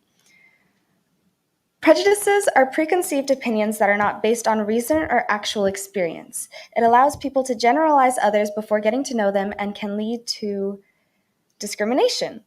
Discrimination, on the other hand, is the unjust treatment of different categories of people or things. It divides people by putting them into categories that shouldn't exist in the first place. Who it happens to. Discrimination can happen to anyone, but it mostly happens to those who don't exactly fit the predetermined societal norm of wherever they are. People can face discrimination due to their race, gender, religion, sexuality, and others. These people also tend to be categorized into harmful stereotypes by people with prejudice. It is important to recognize that prejudice and discrimination tend to come hand in hand, and that one often leads to the other. As for the Spiritist perspective, in the Spirit's book, Kardec asks, do racial differences constitute distinct species? And the answer we are given is certainly not. All races make up a single family. This clearly demonstrates that our differences, such as race, aren't meant to divide us. Why is it harmful? Let's look at some of the reasons. Mental health. Social divisions, discrimination, and prejudice can lead to isolation, which can cause a huge strain on someone's mental health. Some of the effects of social isolation include anxiety, depression, suicidal thoughts, and others.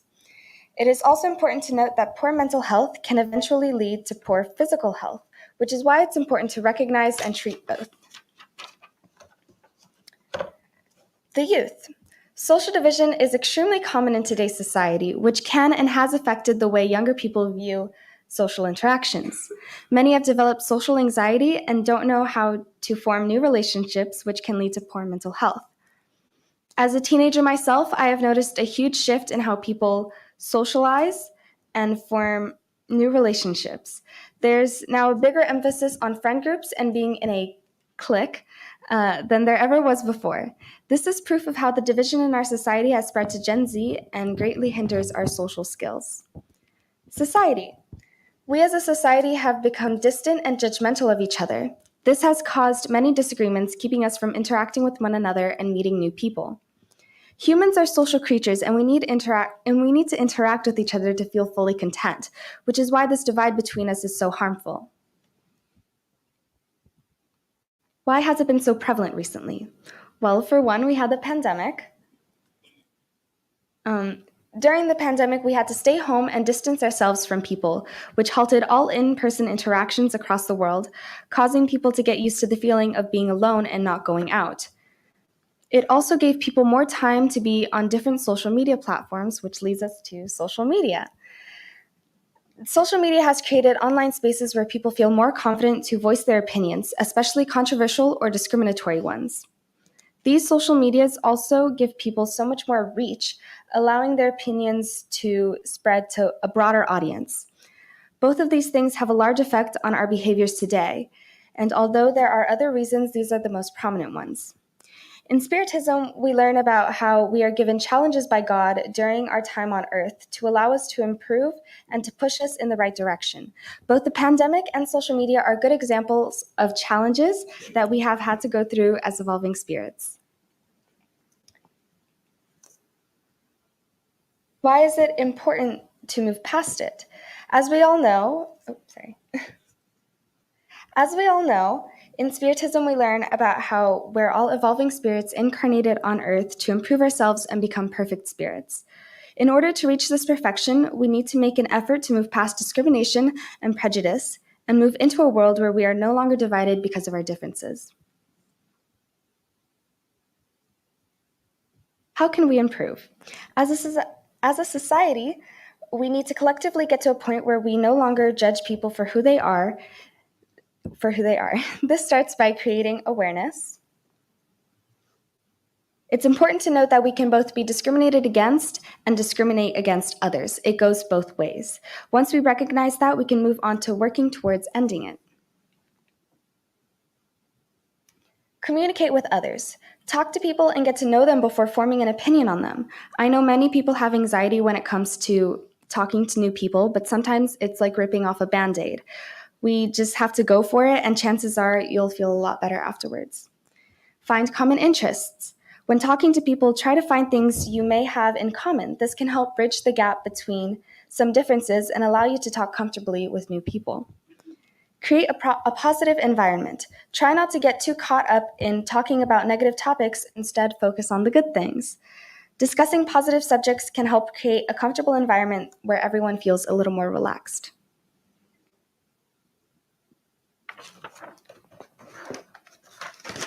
At the end of the day, although we on Earth have our differences and they most definitely affect our daily lives, our end goal as spirits remains the same, and that is to evolve and eventually become perfect.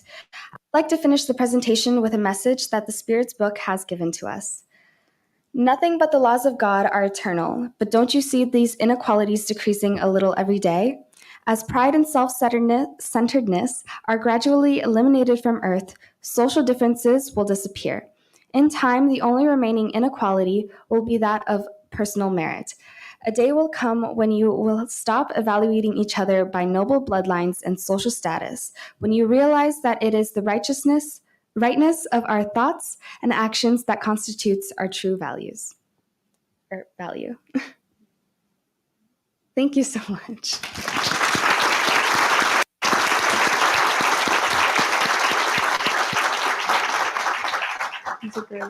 Thank you so much, Lara.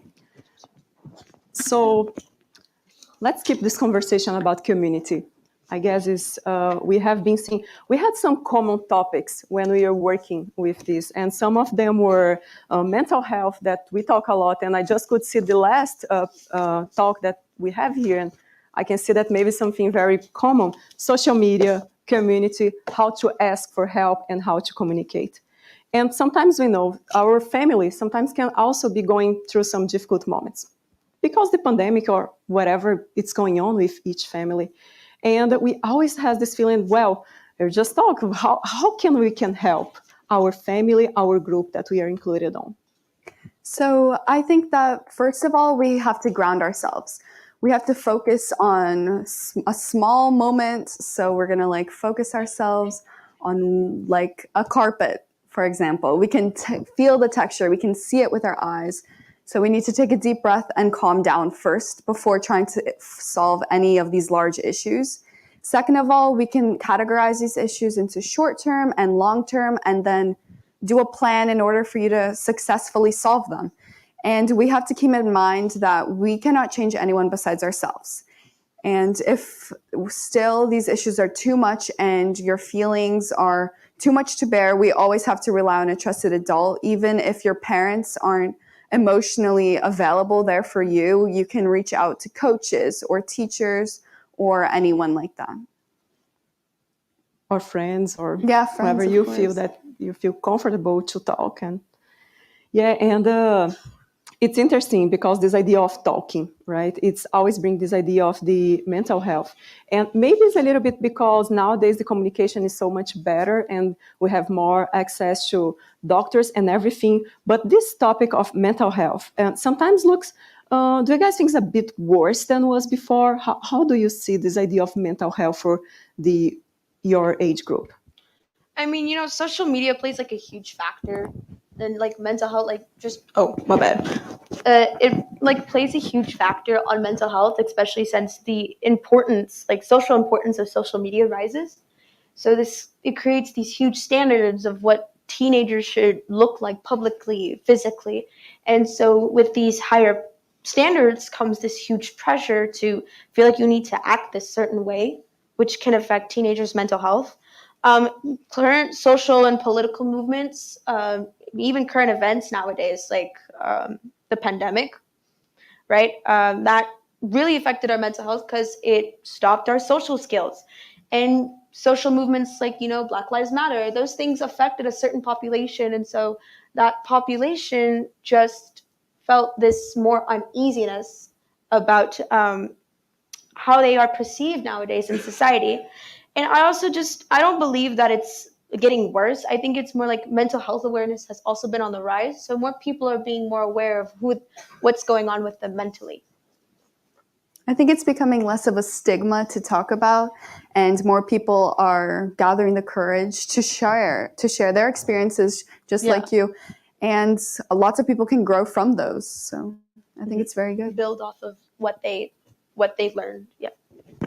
Yeah, it makes a lot of sense. Mainly this idea of, again, communicating and being out there, I guess, is pretty important. And then about something that Lara said during her presentation that I guess was very interesting, that goes back to this idea of the social media. So social media has everything, has the good stuff, has the bad stuff. So, and sometimes even for us, it's really hard to filter because you're always there, you're seeing the bad news. And sometimes we do feel a little bit depressed of seeing everything, the world is going down. That's more or less what we see all the day in social media. But for sure has also the good parts. Sometimes I feel it can make us more united or more divided. So how do you feel that social media is doing this with our society? Social media allows people a safe space to voice their opinions, which can be incredibly, I don't know if you guys can hear me, which can be incredibly important, especially for people who feel as if they don't have that opportunity in their daily lives. It's also especially important for minority groups to find each other and bond over shared experiences. It really brings people together. Social media, as you said, can be good and bad, as it brings both the good and bad people together. However, I think overall it's a great way to meet new people and initiate good discussions and debates. Nice. And with all these bad things on social media, where else we can find some hope, some positivity in our days? So I think that the first step is just looking outside. We are on Earth, we're humans on Earth, and this is only possible because of the exact degree that the Earth is rotating around the sun. So that in itself is positivity in our world. Just by looking outside your window, that's one small step. And you are the first step to changing the world to become more positive. You are the one who can instill positivity that you want to see. You can do it. You can volunteer your time and other activities like that. So you are the first step. I also think like hanging around like positive people, like friends that lift you up, family that makes you happy, doing things that you love to do can make like yourself more positive. Yeah, I guess that's a nice point of view, because I guess very often we forget the small stuff. We are sometimes, this happened with me a lot. I'm driving sometimes to go home from work, and then I see that beautiful sunset that sometimes we just forget to pay attention, and it's there every single day. Sometimes we have some clouds there, but it's happening somewhere, We always have some beauty out there, and we just forget to see it. But well, it's easy to say, right? Yeah, let's for the simple stuff. But sometimes we're in such a mental state that we cannot see the beautiful stuff outside there. When we're in this situation, where we can ask for help? So, like I said in my presentation, the first step is always admitting that you need help. in the first place, because that's like a huge step, just saying like, hey, like I'm not doing so well, I think I need to get better. Like that's a big thing. A lot of people can't do that. And so after you admit you need your help, you talk to someone that you trust. You know, like a trusted adult, especially if you're a kid, is always better. But just even confiding in a friend or in a professional, just someone that you trust in, is really nice. You try to start a conversation with that person, you know, about how they can help you. And if you don't have someone you can trust, or that you don't have a support group, because that's really necessary to get better, you can call helplines or even talk to a lifeline chat, because they give really good resources on how to ask for help. I think also kind of just looking within yourself can be very helpful with trying to figure out what exactly you're feeling and what exactly is going on with you. And then once you do that, you can go out and ask for more like official help from Like professional help. professional help. Yeah. Yes. Oh, thank you. And do you think it's easy to ask for help, to not feel No. this fear? Definitely not. It was not easy for me. No. It takes a lot of courage. It takes a lot of strength to be able to say, hey, I need this help. You know.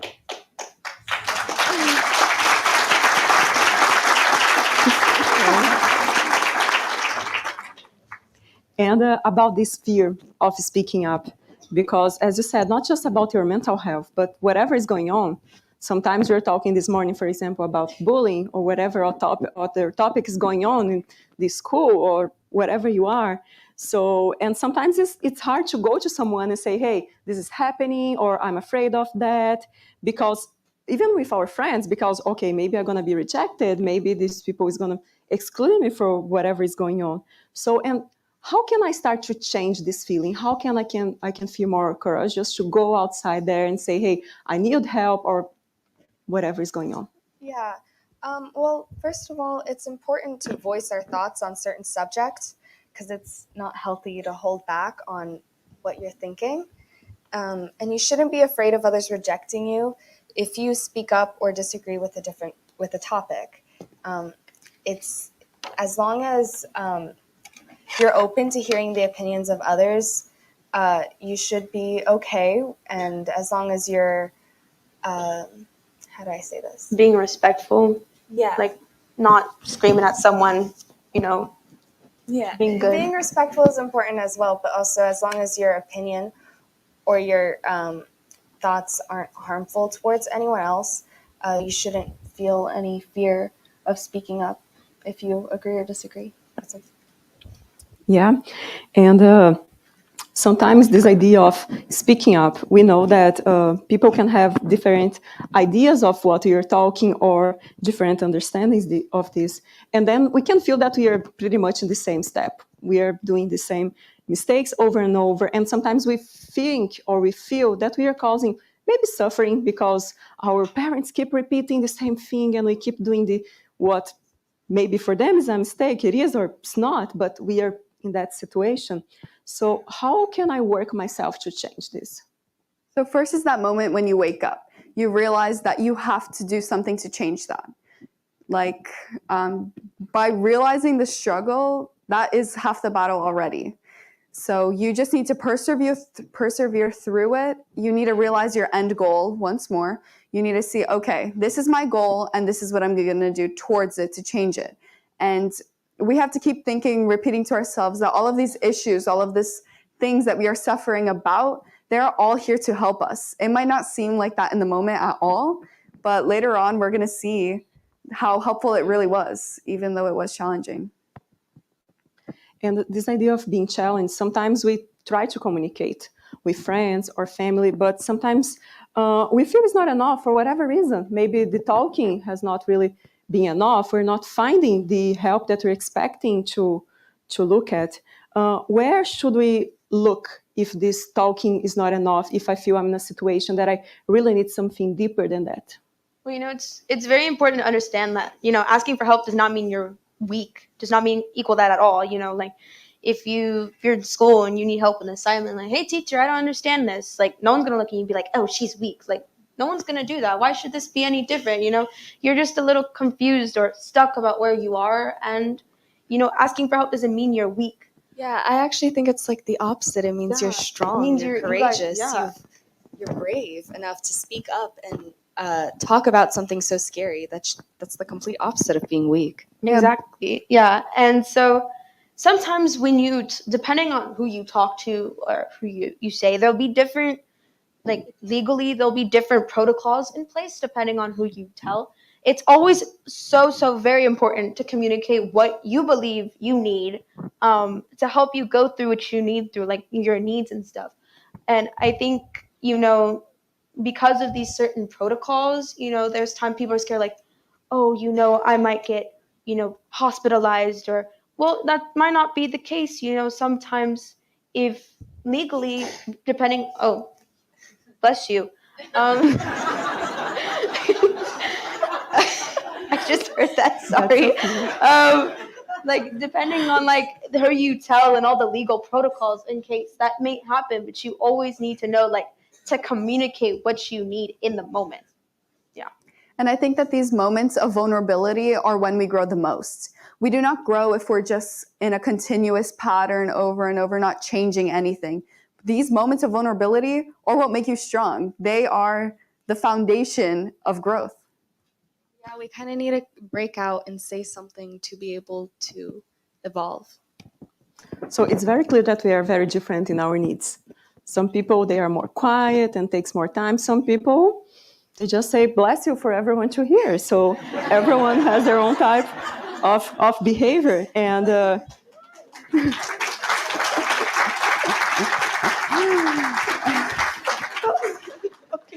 what are the benefits of everyone being different? Well, there are mostly only benefits to diversity. Different people from different backgrounds bring in new perspectives and cultures, which open us up to new ways of doing and viewing or thinking of things. Because if everyone was the same, I think we've all heard this before, but the world would be so boring. And we wouldn't have as many opportunities to grow and evolve spiritually and emotionally, or in any way we need to grow. Exactly. Oh, are you gonna go? No. Oh, sorry. Also, like, even like it's been like scientifically proven that diversity makes like the community better. Like, I don't know if you know, there's this guy named there's this guy named Charles Darwin, and he saw diversity in the ecosystem, and he saw that the more diverse a community was, the longer it sustained, like, through a long time. So literally, diversity makes the community thrive much longer, much better. Yeah, all these differences just help to challenge our beliefs. Every thought that we have can be challenged by someone else, and that's how we can grow, right? And all this difference for the mental health situation, like pandemic or whatever other situation, do you think teens and adults, they are affected in different ways? So I think that they are affected differently. Emotionally, they interpret things differently. We went through the same things, but we were affected differently. So teens, we're more involved with friends and going out, studying hard to get into a good college. Socializing. Exactly. So, and while adults, their lives are a bit more structured in a way. So they have bills, they have their 9-to-5 jobs. They go out with their friends, but it's mostly a continuous pattern that they have daily. Teenagers have their hormones raging, right? They have everywhere, all the time, all different moods, every single day, every single moment of the day. And the pandemic just completely threw us off. And while adults were more mature, more developed,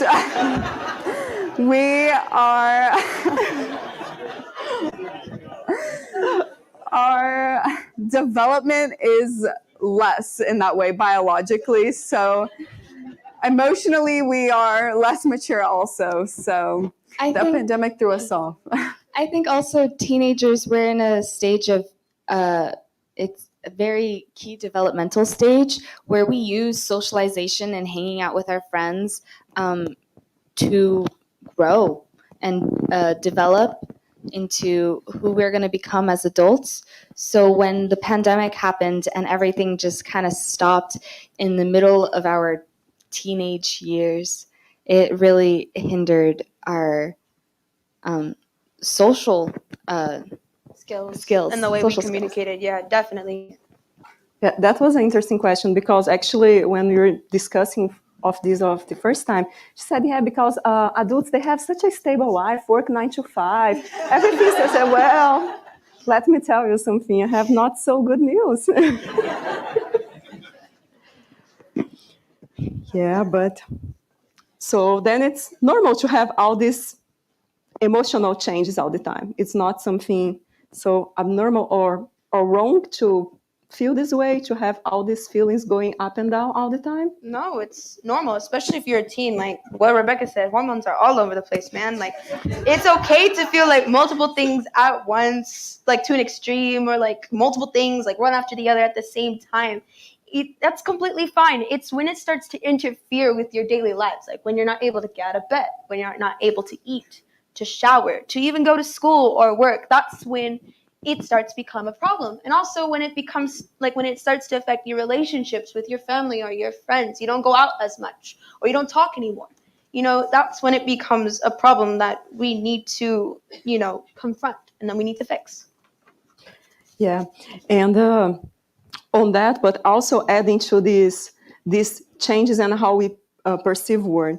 So, for example, the cancel culture that we see a lot on social media, right? So it's basically because sometimes we don't accept people to think or to see things different than what we see, right? So, and as good human beings that we are trying to be as spiritists, how we should act in a situation like this? We go to social media, we see something completely opposite, or someone being canceled for one thing that they said. What we should do about it? Well, it's important for us to keep in mind that everyone is at a different stage of their lives, which definitely impacts their views on certain subjects or situations. And we also have to accept that not everyone will view things the same way as we do, which is completely okay and normal. So I think this whole thing with cancel culture, it can be very toxic. It can be very toxic. And if you are in a situation where you've been canceled, perhaps you just need to reevaluate what you've said to upset a person, and then try to re-explain what you meant to say, because a lot of times it has to do with miscommunication and the way you formulate your sentences and your opinions, and people can take them the wrong way, which can lead to your cancellation. Also, like cancel culture, it's like, oh, you're canceled. Like that person's never gonna like be able to grow again. Like that's not how life works, Yeah, Like when you cancel someone, you're just putting them in that one moment in that one spot, and you're just like, oh, this is all that person is. Like that's not true. Yeah. People can grow through like different perspectives, and if you can, all you have to do is say, hey, that was not cool what you said, because sometimes it's miscommunication, or maybe they don't understand what they're talking about, or misinformation. So it's very important to not just cancel, to help them go, like help them understand why what they said might have been offensive or might have been a little rude. Okay. As long as I also think it's important to recognize that as long as someone's opinion doesn't negatively impact another person's life, there really shouldn't be any reason for that person to be canceled. Because everyone can grow and improve on themselves, and when you cancel someone, it kind of marks them for life for like this one thing that they said one time, and it kind of leads us to believe that this person could never change, when that's not true at all. Exactly. I think it's all about interpretation, right? The person does not know what the other one was trying to say over a couple words on social media. Those words can be interpreted in so many different ways, depending on your mood that day, depending if you had a bad day or a good day. You can interpret that completely different, and that one moment can ruin you. That doesn't make sense, right? It hinders your growth. Actually, it's kind of a little picky, if you ask me. Sorry. And you guys are talking a lot about grow. So how can we grow through these situations? So I think that's a loaded question, right? So I think teenagers gather around a collective issue most of the time, and they hold their front, right? They just really become united over this one problem that they can have a solution to. They're trying to figure it out and keep everyone motivated. I think as a Gen Z, as a society, like as a generation, right? I think issues tend to bring us together, and then we can collectively grow as a group and discussing things with each other. And this growth, makes us less selfish, right? We see one another. We see us as a society. We can open our eyes and not just focus about, oh, what does my hair look like? Or, oh, my shoes, or whatever. We think about the real issues in life, and we can do that through a generation. Yeah. But it's also important to keep in mind that discussing or not canceling or whatever this growing through the situation, it does not mean that we have to agree with everything. We have the right to disagree as well. So how can we disagree with whatever we see, social media, school, whatever group you're part of, without being disrespectful? It has a lot to do with what you're disagreeing with. If you and another person are having a civil debate over a topic, then I don't think you are being disrespectful at all, but rather you're just voicing your own opinion. And I think I said this earlier, but if your opinion is just blatant hate and goes against something like a basic human right, then that's where you cross the line. But if it's anything other than that, you shouldn't feel any fear of being disrespectful just for voicing what you believe. Yeah, disagreement is vital, I think, in our society. It helps us grow. Yeah, it enables us to grow. If everyone agreed with everything, just like I said earlier, there is no change that is possible. And the whole reason that we are here, that reincarnation exists, is for disagreement. It's for us to be challenged in life. Discuss and debate things. Because diversity, just like us as humans, diversity is important, but not only in our physical form, but also with our thoughts and our beliefs. If we all just believe the same thing, then we would again not have as many opportunities to evolve. Exactly. I think it's like when you're disagreeing with someone, I think you should also like watch your tone and your body language, because like you said, if you're having like a civil argument or a civil disagreement and the other person just starts screaming at you, red in the face, finger pointing, like that's not civil anymore. Like if they start threatening violence, like that's not okay. Like you need to calm down and go to the room next door and take a breather, you know? It does matter a lot. Like, yes, it matters, especially what you're saying, but it also matters how you deliver it. Yeah, and how you express it. Yeah, it looks like the word is a lot for everyone. No matter really the age, has a lot that's going on all the time. And I guess it's normal. Sometimes you wake up and feel a little bit depressed, a little bit sad about what's going on. And so for us to finalize, because our time is up actually. So if I'm a little bit depressing or I'm not really satisfied, and sometimes I don't know if I'm really able to manage things by myself, how can I be sure if I need help or which type of help do I need?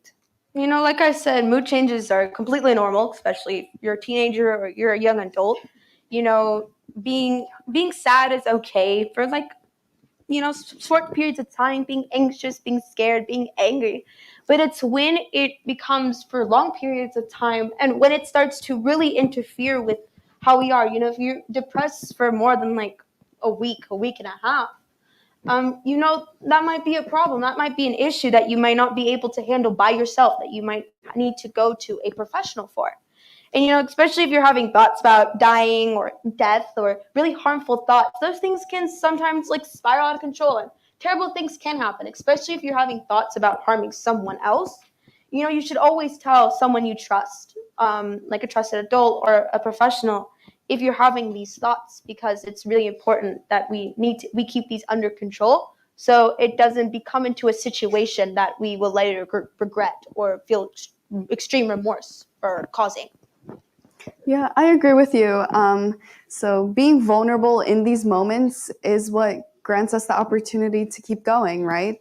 If we get help, if we seek help, we can achieve the greatest that we can be, right? We can keep using all of our time wisely and keep pushing through. Yeah, it's very hard to reach your full potential all on your own. We need to Work together. work together Branch out. to grow.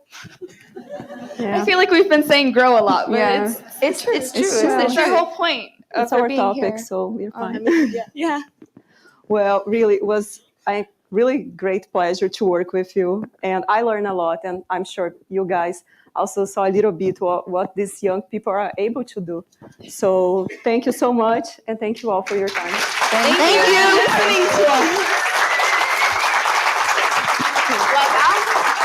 We're out now.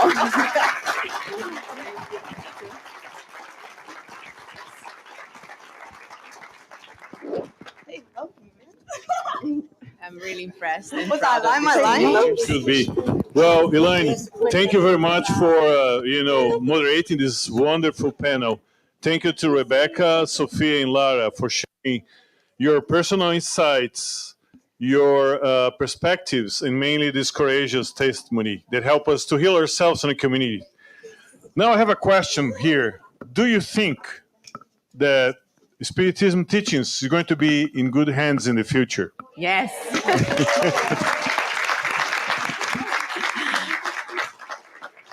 All right, it's our 30 minutes for coffee break. Actually, 22. Please be back at 4:30. Yeah, I have to be back sharply at 4:30, and the books are still open. I think it's the last opportunity. Let's get back 4:30 sharply for more good stuff to come. Thank you.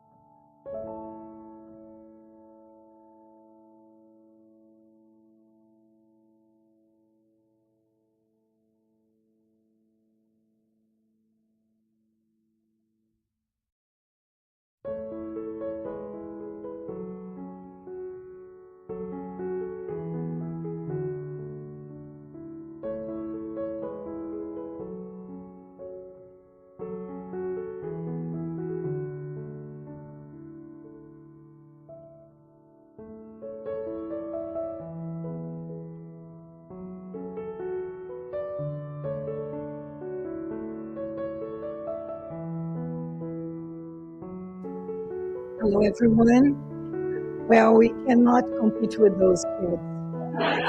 I apologize. But it's definitely a pleasure to be here and to have you guys. Some others are still having coffee, apparently, but we'll get started. We are representing the board, the current board, but also everyone who have been working very hard even before the foundation of the United States Spiritist Federation. All this group of people have really made this team work, and we are now really a much bigger entity internationally. Jussara represents also the International Spiritist Council as the General Secretary. So we are very involved, the United States, in the world, in the international community. And it's really great that we are together with people that make a huge difference and taking this news, taking this opportunity to other people to get to know not only the beliefs, the set of beliefs, but especially to change our way of living. And that is what the symposium that we are so pleased to be part of represent, because it is the time for renewal. It's a wake-up call for all of us. And so let's take and keep going on this message. And it's a blessing. I feel really blessed to have the 25th anniversary of the United States Spiritist Federation being celebrated here in Texas, that I call my home. Now have been my home for 22 years. So very nice that we are all here. Jussara. Well, it's our silver anniversary, so it's quite special, as you can imagine. I'm sure that when the founders of the United States Spiritist Council at the time, today Spiritist Federation, this was the dream. This was the idea of making an organization that could last and that could made an impact in the American soil. So there are some of them that are still with us, some of them that have departed already. They are in our hearts and receive our gratitude. And there has been so much work done. And the different phases to put together all the, the administrative issues, the paperwork, to believe in the dream, and then to try to establish this dream. Them has been our policy for at least the past 15 years to make it really inviting to the American community. So there's so much that has been done in terms of initiatives to publish books by so many publisher houses and courses. And we have news for you. Next year, we are going to continue with our course like we started this year, the initiation into Spiritism. Next year, we're going to be having the mediumship one, the basics. So it's a lot, but we have a special thing that our friend Daniel Santos prepared for us. So instead of just talking about each and every one and all these people that made a difference throughout this 25 years, we will invite you to watch this video and enjoy. Enjoy.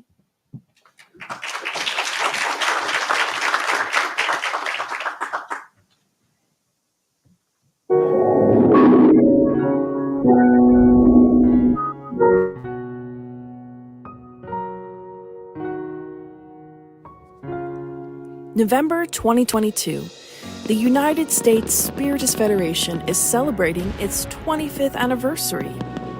Today, with 52 affiliated members and more than 100 Spiritist centers representing 26 U.S. states, the United States Spiritist Federation, or USSF, continues promoting the union of the U.S. Spiritist organizations and fortifying the Spiritist movement in this country. The collaborative work with many of these organizations has touched so many, providing both knowledge and consolation, intellect and heart. And what a perfect time in history to spread the teachings of Spiritism. Technology has provided us the means to be everywhere to spread the good news. On the USSF YouTube channel, there is a playlist of more than 120 live streams on different Spiritist topics, and a complete course on initiation into Spiritism that everyone can watch at their own pace. Plus, on our website, you can find tons of online materials and different resources for individuals and groups, a repository of talks, brochures, posters, and much more, thanks to the continuous collaboration with Spiritists from the whole country.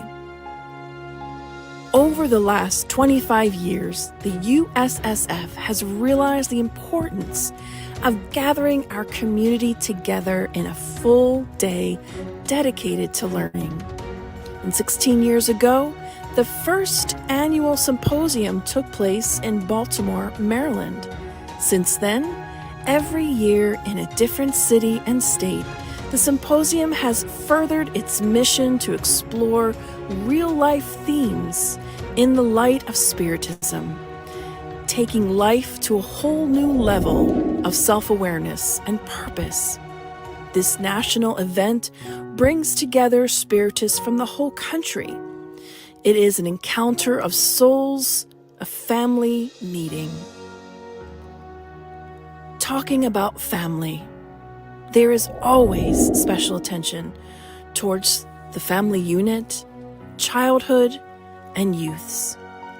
Lots of support has been given to the organizations and state federations in specific youth events, family retreats, Spiritist educators' workshops, plus the translations of children's books. In these past years, we've had the joy of counting on the participation of teens and young adults as speakers in main events such as the Spiritist Symposia. Learning about Spiritism requires solid foundations in great Spiritist literature. The USSF publisher has had the mission to choose the titles, keep the integrity of the doctrinal teachings, and the quality of the work. Now, in partnership with the International Spiritist Council, the USSF has all the books of the codification available, and an array of titles and authors that are the pillars of the codification. In addition to the USSF publisher, we count on the FEB publisher, Liao publisher, and the Spiritist Alliance for Books for this precious groundwork for the dissemination of Spiritism in English. There is currently a variety of more than 160 Spiritist book titles published in English and available to the public. This work of love and dedication is a result of many efforts and continues to add to its solid foundation. Behind the Spiritist work we see happening today is the history of how Spiritism came to be, and let us talk a little bit more about that. We go back to March 31st, 1848, when Andrew Jackson Davis felt the spiritual revolution that was about to happen with the Fox sisters in Hydesville, New York, denoting the appearance of these spiritual phenomena that started modern spiritualism in the U.S. The impact of that movement would not be confined to America. On April 18, 1857, Allan Kardec, the pen name of Professor Hippolyte Léon Denisard Rival, launched the results of years of systematic research on the spirit phenomenon with the publication of The Spirit's Book, the first of the 5 books of the Spiritist codification. A whole body of logical knowledge about the immortality of the spirit and life after death rapidly spread around the world. And eventually, at the beginning of the 1920s, Spiritism started making its way back to the US, now supported by the Spirit's teachings. During the last century, the expansion of the Spiritist movement increased considerably throughout other countries, forcing the need of national organizations and federations. And on November 28, 1992, in Madrid, Spain, the International Spiritist Council was founded. It is the international body for the followers of the movement started by Allan Kardec in the middle of the 1800s, with the aim to promote, disseminate, and study its scientific, philosophical, and religious aspects.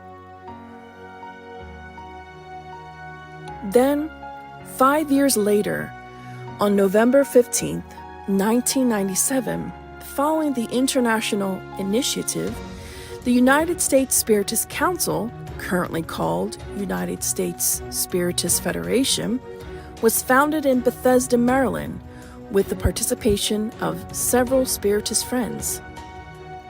Among the people present in the foundation of this organization, Eli Hayes, Dante Labate, Norma Guimarães Hope, Maria Emilia Cisneiro, Luis Rivadeneira, Nestor Mazotti, Vanderlei Marx, Raul Teixeira, Benjamin Rodrigues, Celso Loredo, Zaida Knight, Marcia Higonati, Sonia Doi, Marcelo Almeida, and many others. Since its foundation 25 years ago, many Spiritist friends have served on the board of the United States Spiritist Federation. We thank everyone who has been part of this journey. Each and every one has contributed to what the USSF is today and all the accomplishments described. Every work in progress continues bearing the seed that all of you have planted, cultivated, and continue to support. We are not only talking about the individuals, but also Spiritist organizations and the state Spiritist federations, such as Florida, California, Maryland, and the tri-state areas that encompass New York, New Jersey, and Connecticut. We continue to cultivate the seeds already planted. Thank you all who have been sharing this responsibility of promoting the study, dissemination, and practice of Spiritism throughout the United States. Let's make our individual and planetary spiritual conquest possible, and let's keep on going united for the next 25 years.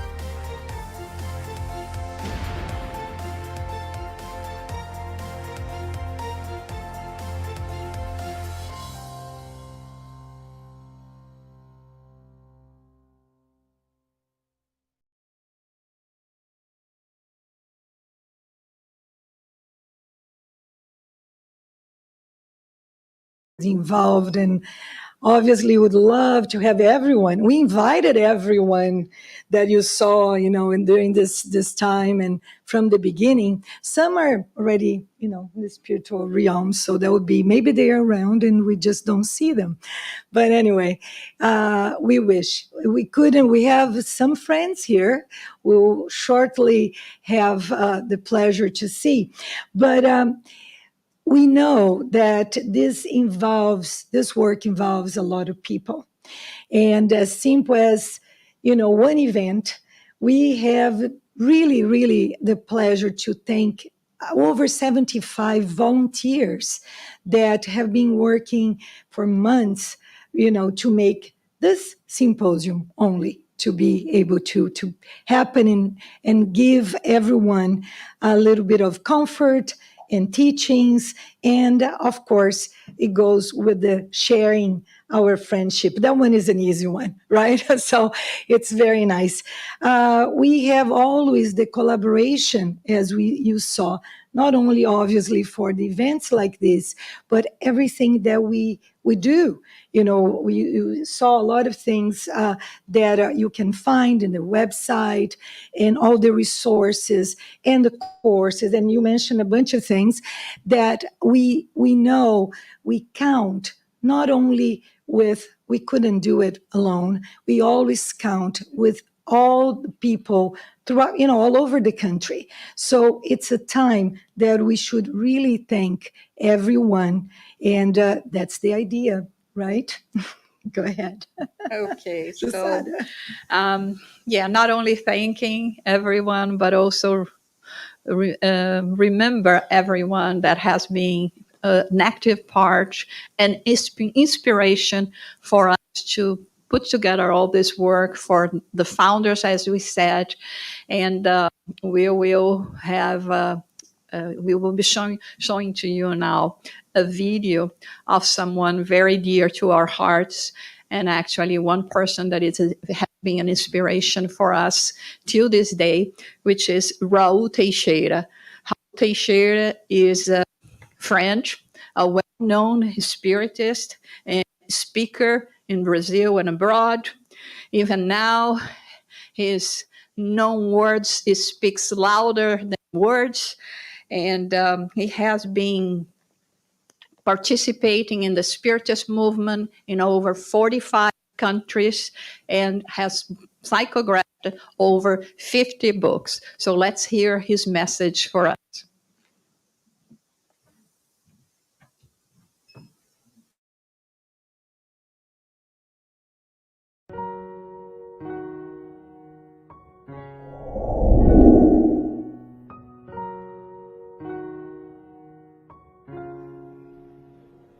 Meus amigos, quero abraçá-los nesse dia.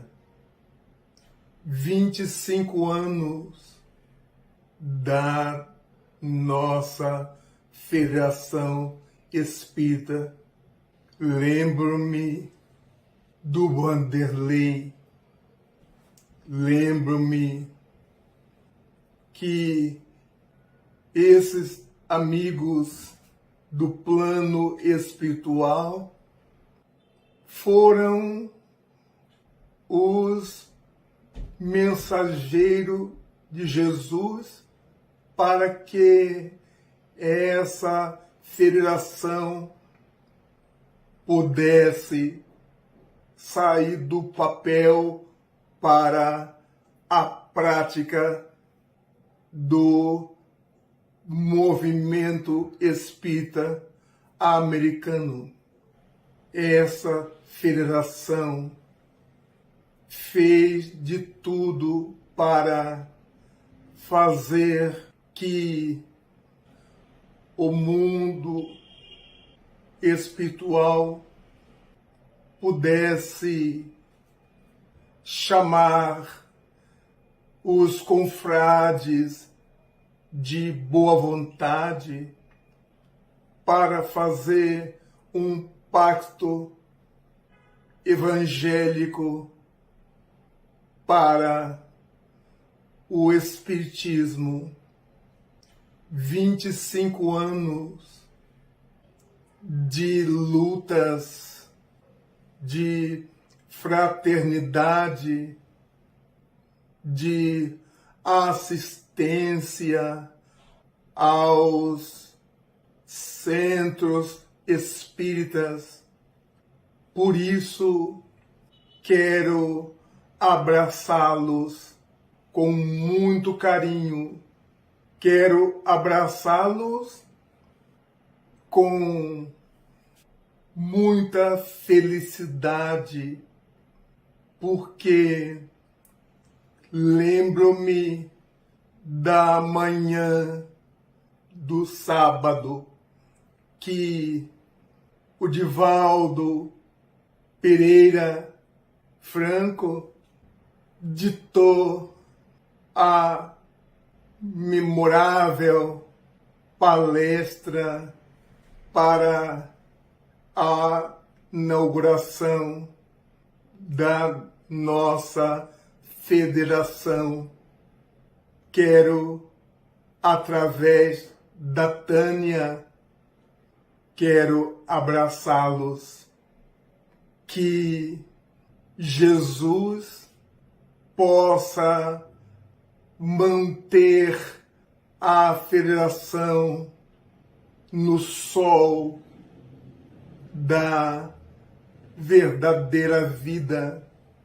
Se ele é o sol das nossas vidas, quero pedir a ele forças, muitas forças, coragem para a federação.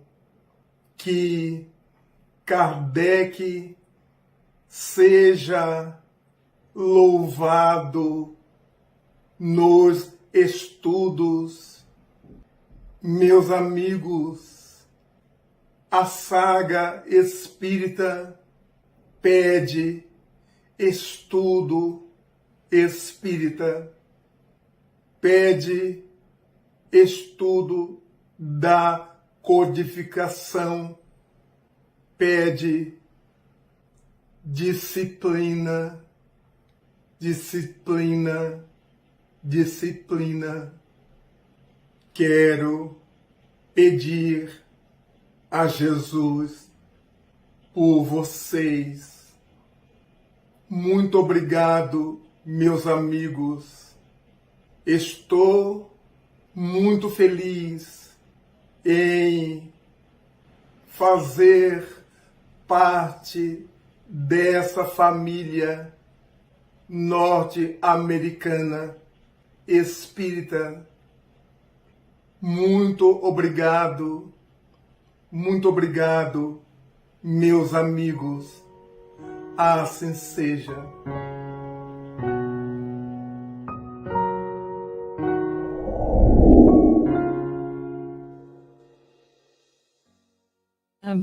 It's the time that we would like to call to the stage now all of the representatives of the United States Spiritist Federation that have been dedicating themselves throughout the years to make all this work possible and working in their areas, in their federations, state federations, Spiritist centers, whatever they are placed, that have been contributing to make a difference in this country, and especially to, bring more light, enlightenment, love, and everything. But before we call the living ones, let's think. Let us think about, Valley Marx and all the work that he did, and being before the United States Spiritist Federation for so many years.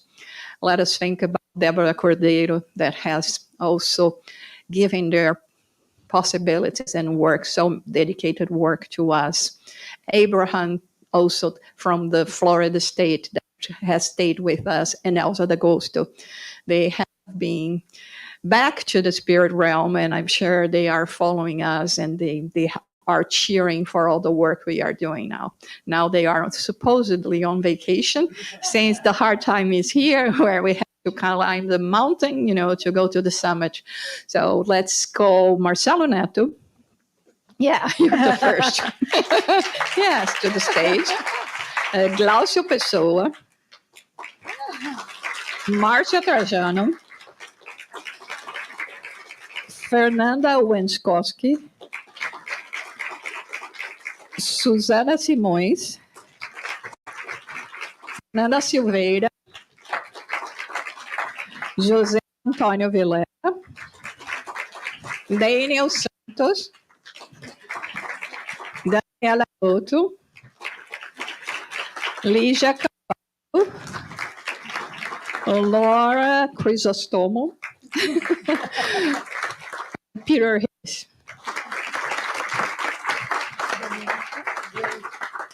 Okay, we see some wonderful friends who couldn't make it, and it's very special that I'm honored, because we've been working together with this group of people.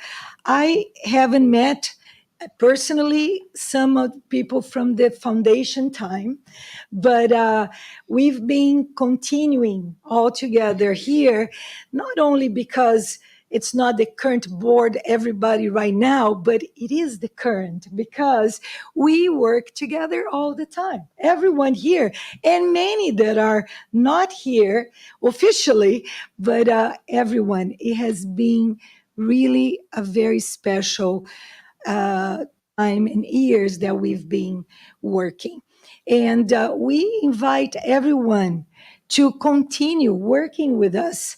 We are just here because we decided that it's important to do, to disseminate the Spiritism, the message, and everything that it causes us to really work until 3 o'clock in the morning, right? Nobody does that. But there is room for everyone to contribute. There is room from everyone in all different manners to be part of this team.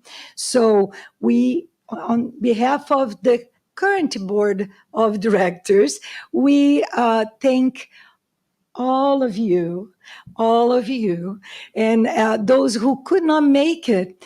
But guess what? We have some of those friends, especially from a little bit older times, that send messages to us.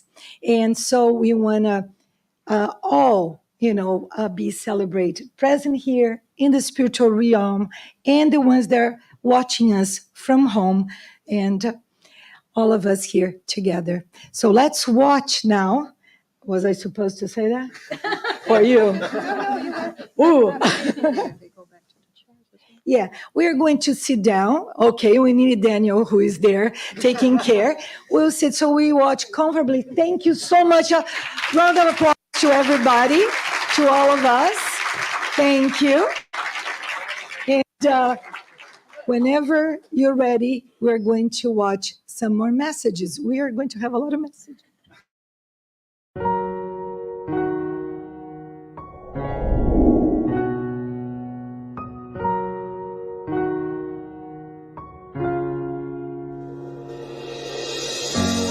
Hi everyone, my name is Ili Rees and I was the secretary for the United States Spiritist Council from the day of its inception in 1997 until the year 2009.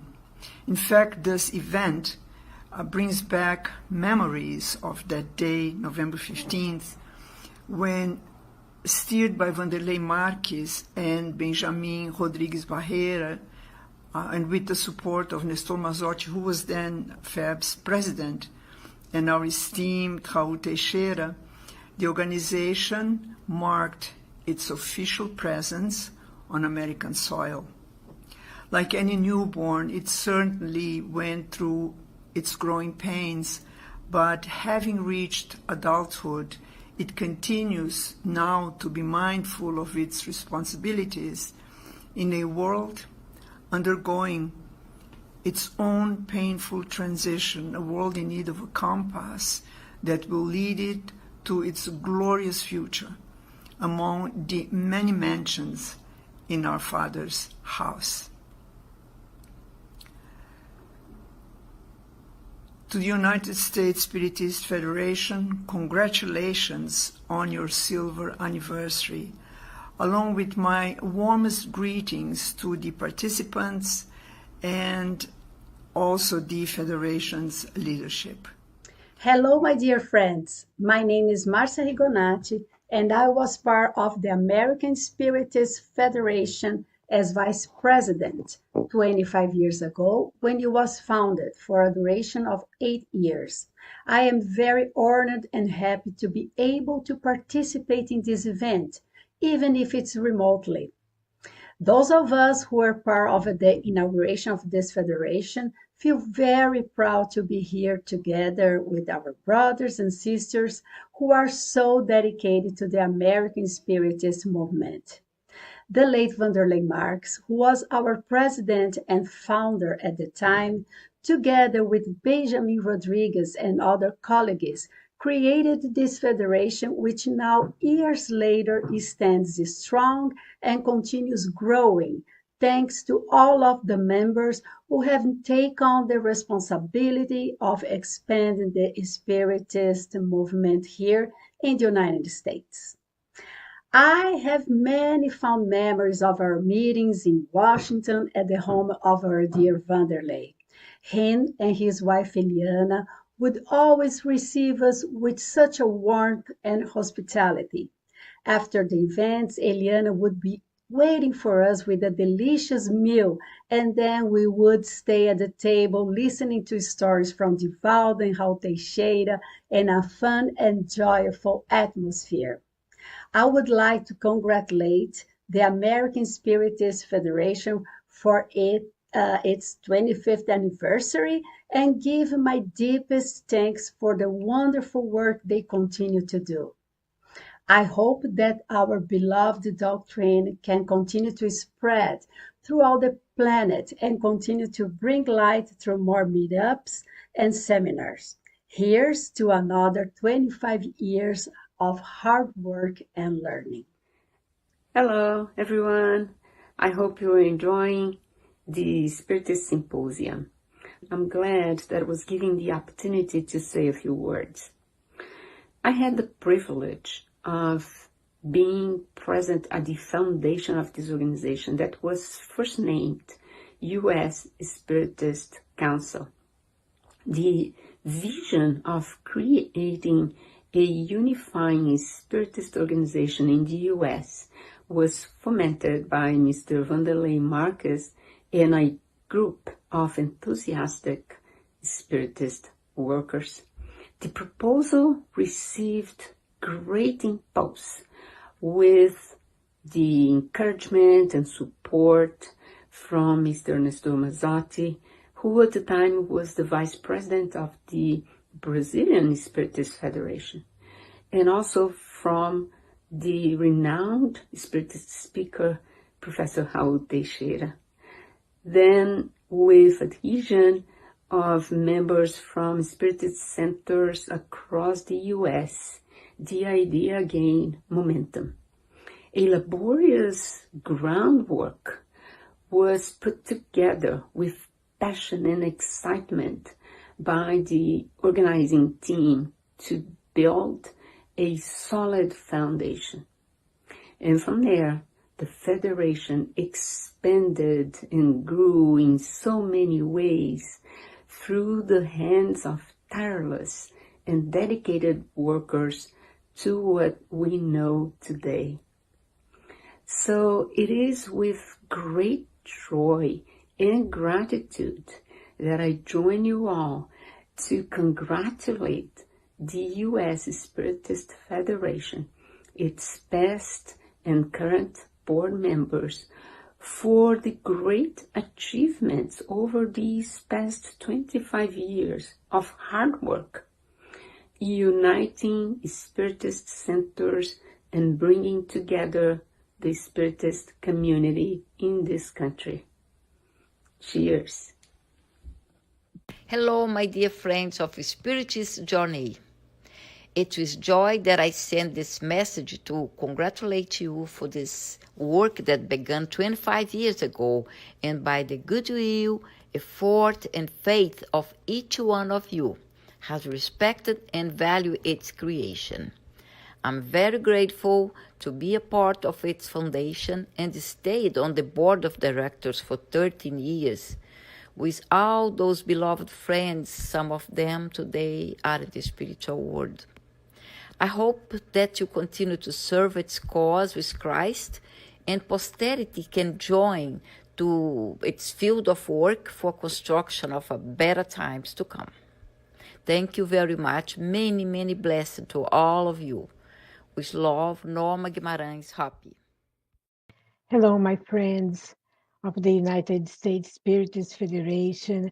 I'm here to congratulate you all, the board of directors, for this important celebration and the great work of unification and dissemination of Spiritism in the United States in the local language, English.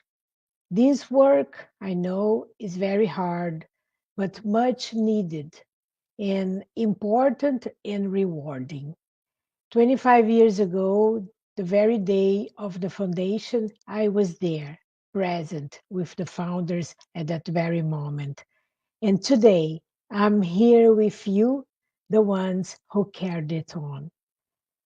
I'm deeply honored and happy to close this circle, help hosting the symposium here in Houston, and celebrating the 25th anniversary here with you, my dear friends. I share this joy with you. Congratulations. May Kardec's always current recommendation of work, solidarity, and tolerance continue to be the banner under which the Federation and all of us Spiritists continue to carry out this mission of spiritual enlightenment in this country. And so be it.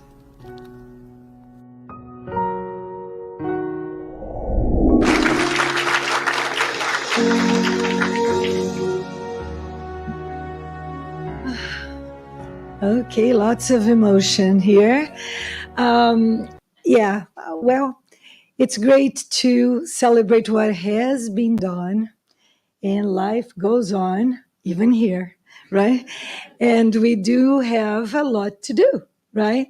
I kept looking at those balloons, and they keep moving, right? They keep turning, and I kept thinking, 25, 52, 25, 52, right? So hopefully, when we celebrate the 52nd anniversary, I don't know if we'll be here. We'll be here somehow. But anyway, so we still continue. And nobody better than our friend. Can I say? Or you want to say it? I'm going to say something. Okay, sorry. Hold on.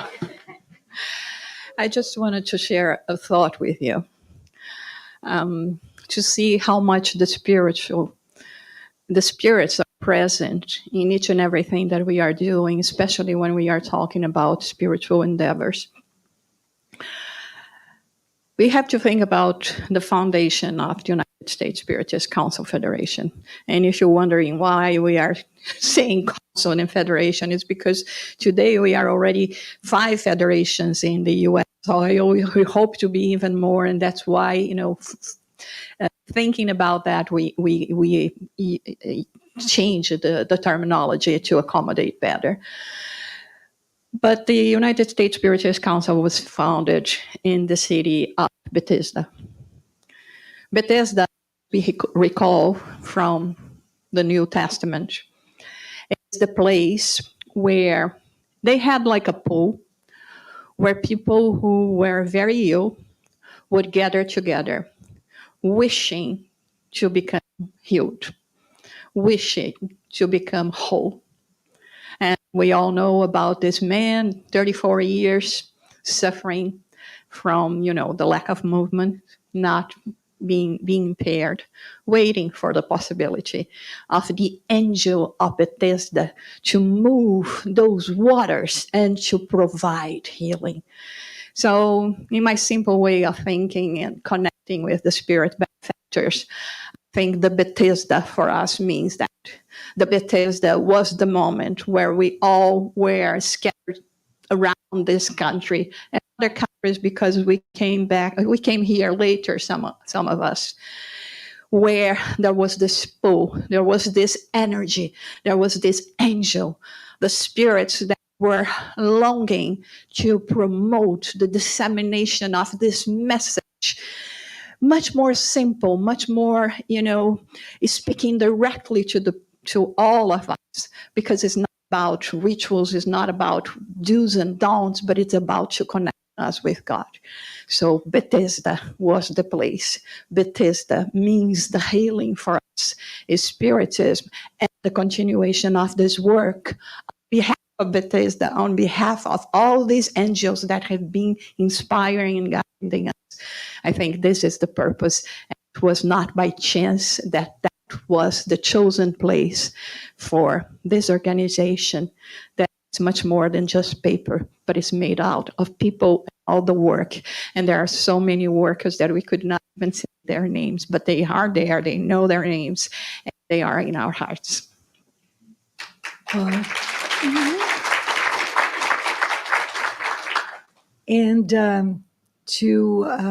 we'll continue the celebration with this push.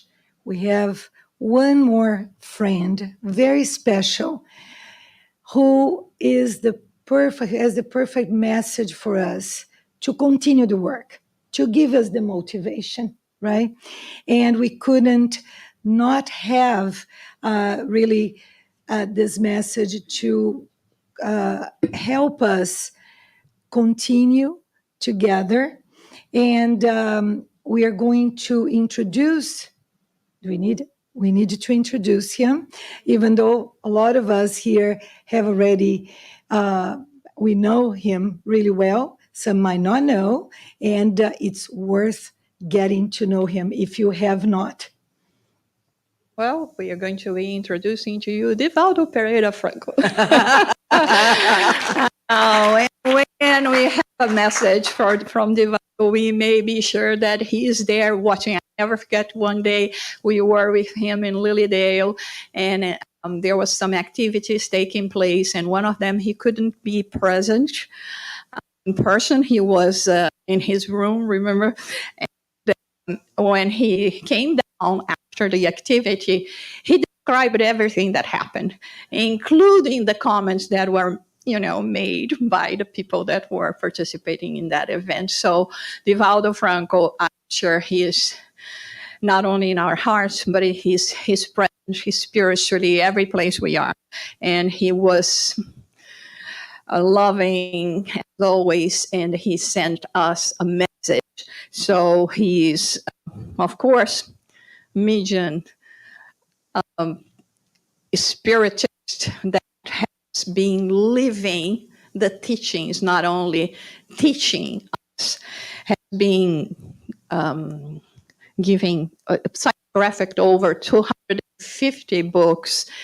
We have so many already translated into English that we can find at Leal Publisher. So let's watch the message from Divaldo and enjoy as a celebration, a special celebration for us. And don't go away, because his art and children coming soon, I promise.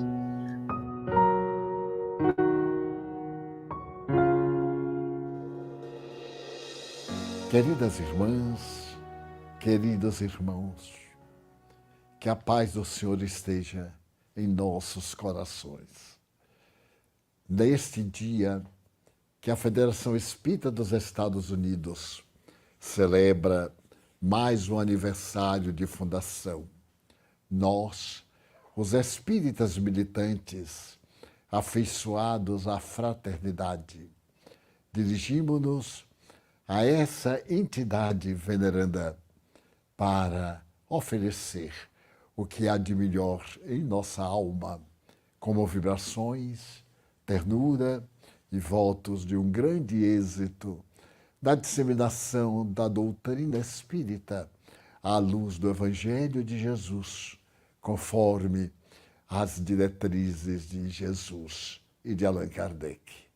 Recordo-me que depois da Segunda Grande Guerra, a humanidade destroçada começava a sua reconstrução. Havia na Alemanha, e ainda existe, uma cidade de pequeno porte, que na divisão da capital Berlim, com o muro que foi erguido à época, ficou sob a administração dos Estados Unidos. Os soldados ali aquartelados tiveram conhecimento de que aquela cidadezinha era muito famosa graças ao Cristo que tinha na catedral, em uma linda peça trabalhada, com as mãos distendidas, oferecendo carinho e misericórdia às criaturas. Uma bomba, porém, caiu sobre o altar-mor e terminou por atirar ao solo a estátua de mármore de Carrara e despedaçou-a ao máximo. Compreendendo o grande significado dessa manifestação de fé, não só para os residentes da cidade, mas também para o mundo em refazimento, os soldados ali aquartelados resolveram reerguer a igreja ao tempo em que reconstruíam a cidade e principalmente cuidaram de reerguer a valiosa estátua. Depois de procurar recolher nos escombros todas as partes da admirável escultura, começaram a colocar mãos à obra. E lentamente a igreja era embelezada e estava quase terminando, como também a estátua nas mãos hábeis de escultores italianos e franceses, especialmente contratados, estava chegando ao seu fim. Era imponente.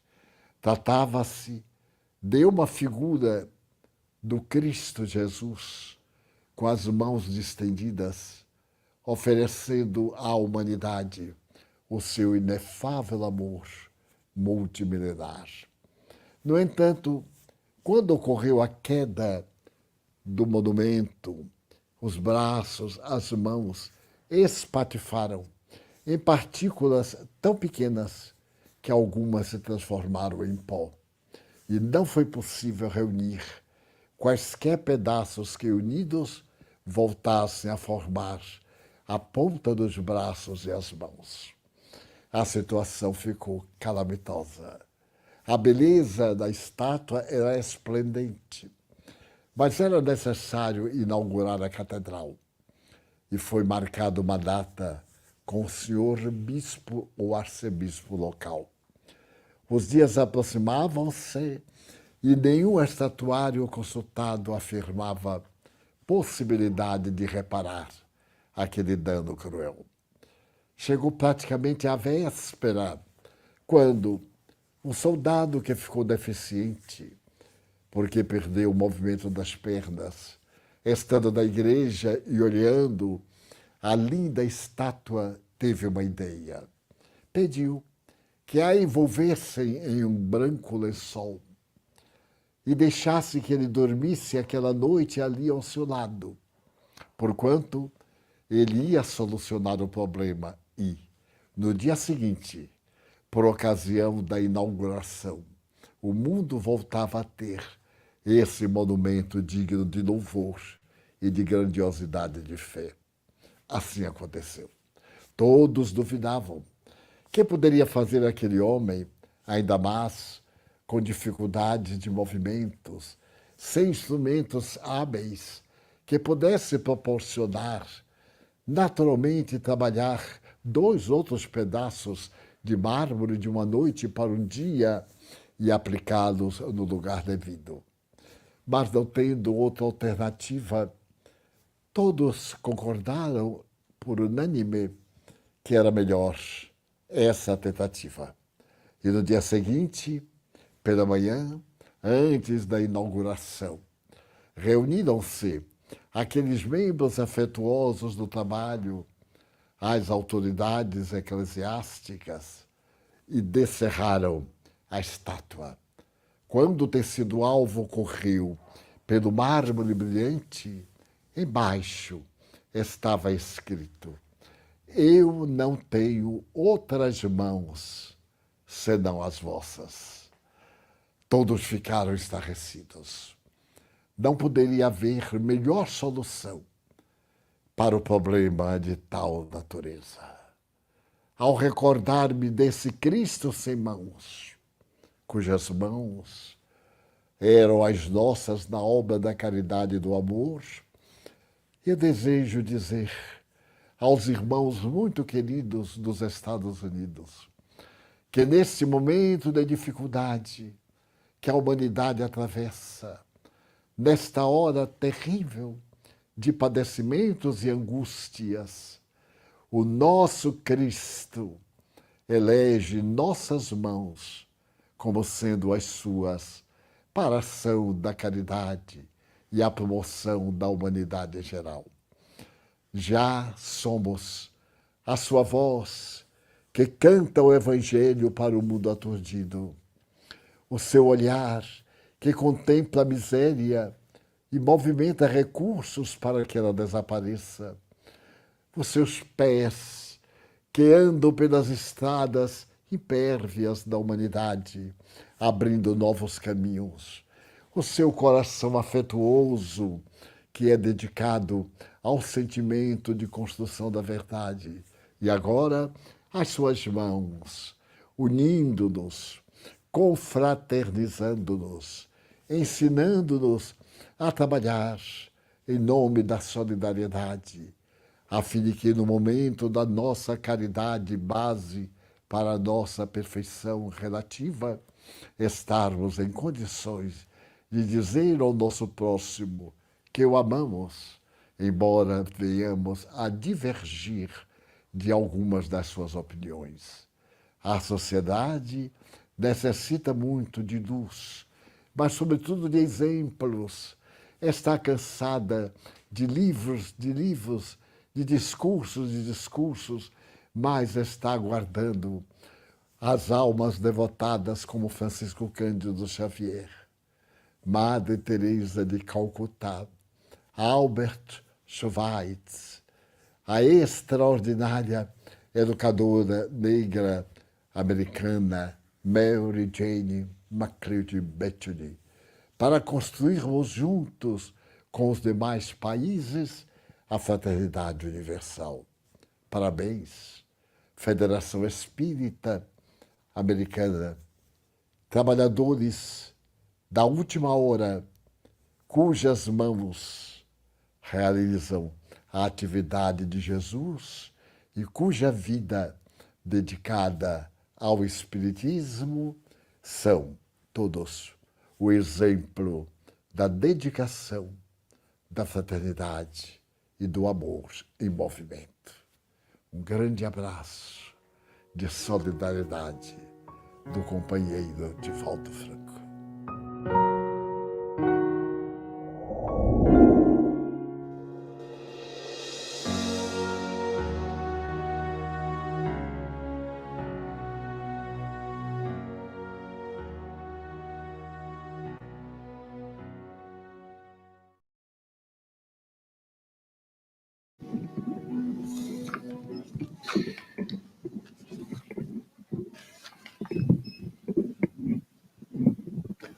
Yeah, Jussara, thank you very much for bringing this fantastic and meaningful videos for us with these beautiful messages. And that brings us the United States Spiritist Federation history and also of the United States Spiritist movement. Well, let's continue our celebration, enlightening our hearts and minds and souls with the performance by Malu Portela and Elton Goudin. From Anima, Spiritism, Music and Art, they are multipliers of joy and good messages, holding musical lectures, art events, and producing audiovisual with messages dedicated to the edification of the being. Malu and Elton will be playing two songs created and produced by them, Wave of Life and Seed, followed by the song Heal the World by Michael Jackson.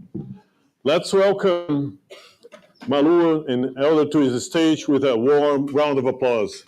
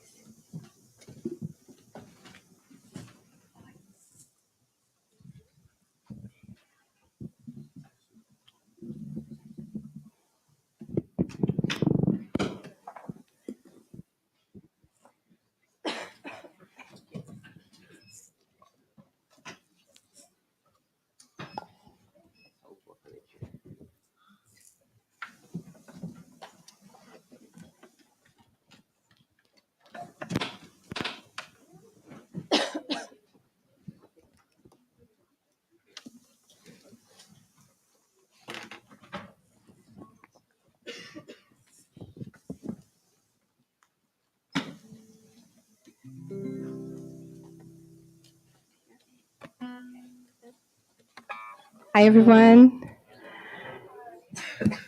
Hi, everyone. It's a joy to be here. It is. It's a pleasure to be here with you all. We are having a wonderful day, and we are so thankful to be here. We are new to the United States. We've been here for only 3 months, and it's a pleasure to be here. We are so happy that we have so many friends that we are making today and that we're going to take for life. Thank you so much for that. So we're going to sing 3 songs to start. Then there's the this moment of our event, right? The first song we're going to sing is called Seed, and it's about living together, how it's so important that we are all together and that no one lives alone. We all need each other. We all need to have our hands together and grow and be better each day. Singing with us and singing with Jesus. Yes. Right?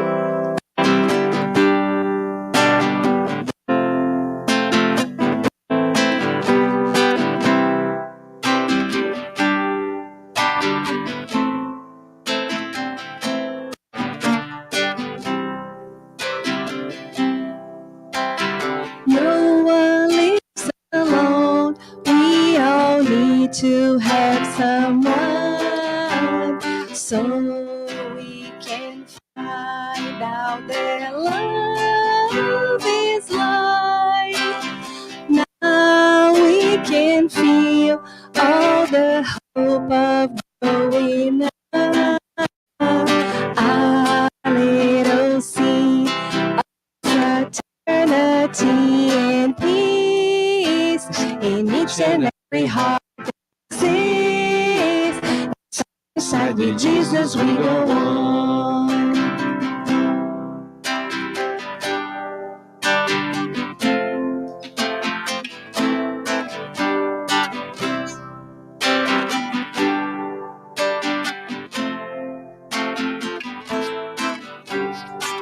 No one lives alone. We all need to have someone so we can find that love is life. Now we can feel all the hope of growing up. A little seed of fraternity and peace in each and every heart that exists. Inside Jesus we go on. Peace in every heart that exists. Inside Jesus we go on. Inside Jesus we go on.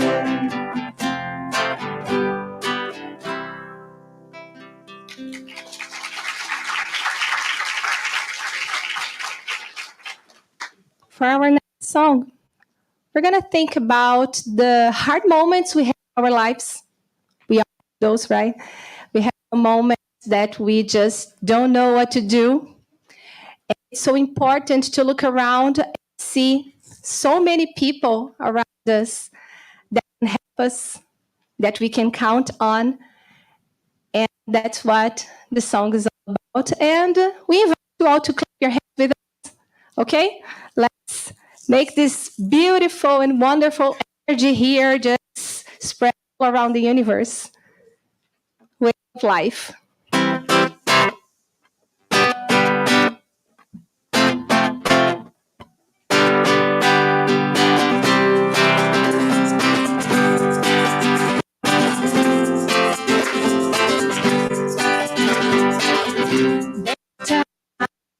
When difficulties arise and we don't know what to do, therefore God leads us through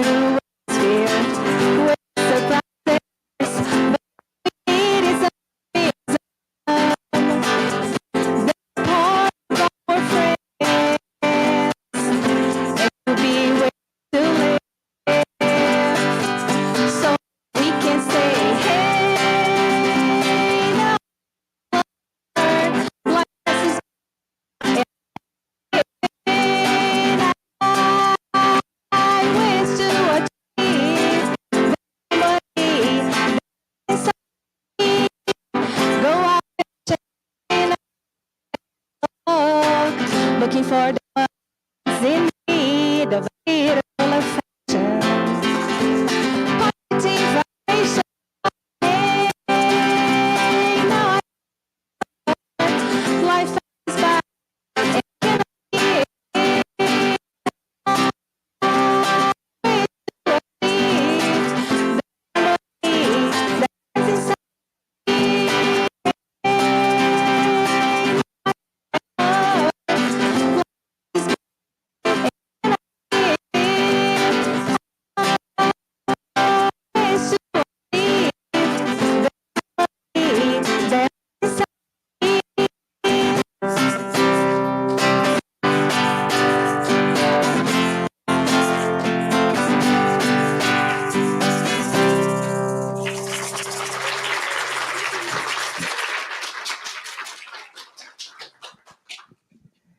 And now for our last song, we have here a song that we all know. I'll invite you to sing with us. One of the reasons that we are all here together is to heal ourselves and to heal our world, right? So it's very important to heal what's inside so that we can help heal what's outside. So I invite you all to heal the world with us.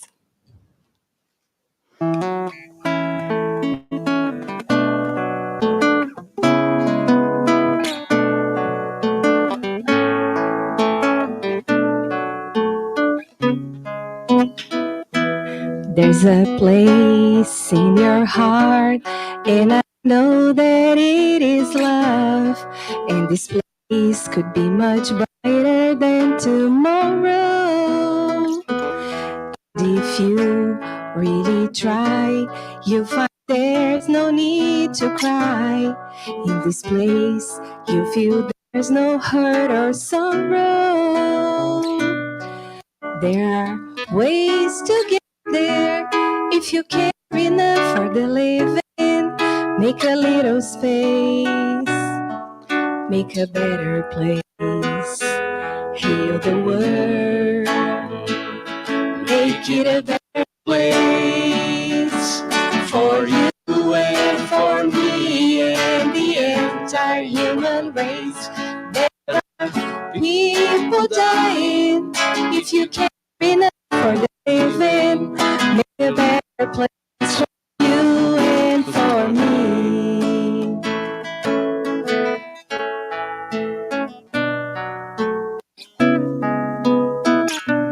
If you want to know why, there's a love that cannot lie. Love is strong, it only cares about forgiving. If we try, we shall see. In this place we cannot feel fear or dread. We stop existing and start living. Then it feels that always love is enough for us growing. So make a better world. Make a better world. Come on, guys. Heal the world. Make it a better place for you and for me and the entire human race. There are people dying if you care enough for the living. Make a better place for you and for me. And we were conceived and we reveal a full face. And the world we once believed in will shine in grace. Then why we keep struggling life on this earth, crucify it so? There's plenty to see, this world is heavenly. Be God's glow, we could try so high. Let our spirits never die. In my heart, I feel you, all my brothers. Create a world with no fear. Together we'll cry tears. See the nations turn their swords into plowshares. We could really get there if you care enough for the living. little space to make a better place. Heal the world, make it a better place for you and for me and the entire human race. There are people dying if you can't enough for the life, make a place for you and for me. Heal the world, make it a better place for you and for me and the entire human race. There are people dying if you can't enough for the living. Make a better place for you and for me.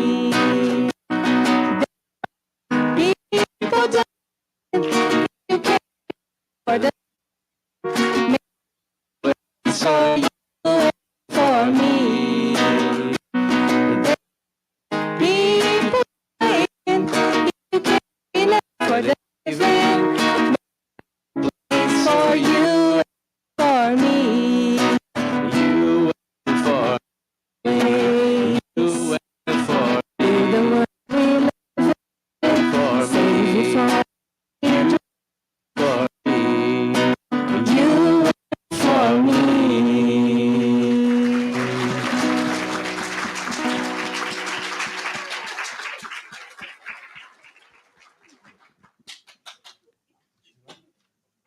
It's okay. Huh? Terminaram, né?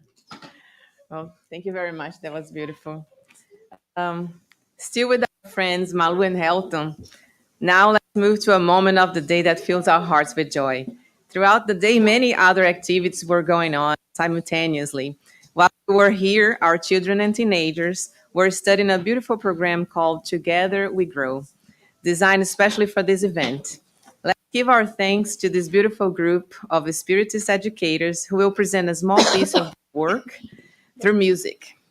They will be singing a song called Together by Miss Katie, and let's give them love and applause. Woohoo!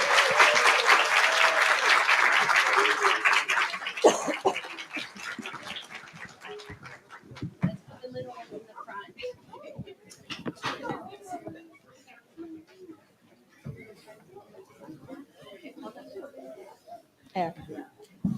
Does that work? Is that okay? Stay in the back. Onde eu fico?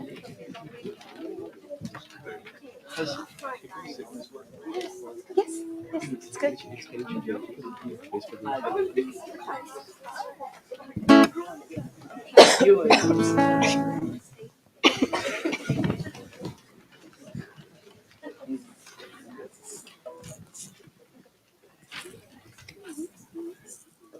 Tá bom. Are you ready, guys? Yeah.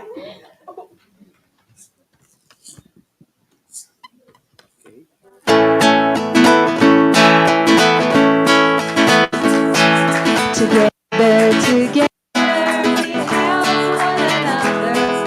Together, together, we're stronger than before. Together, together, we learn from each other.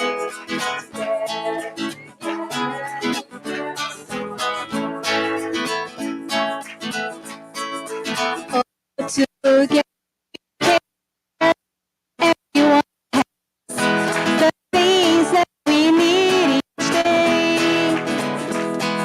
Together we protect, show up, and care to make a better way.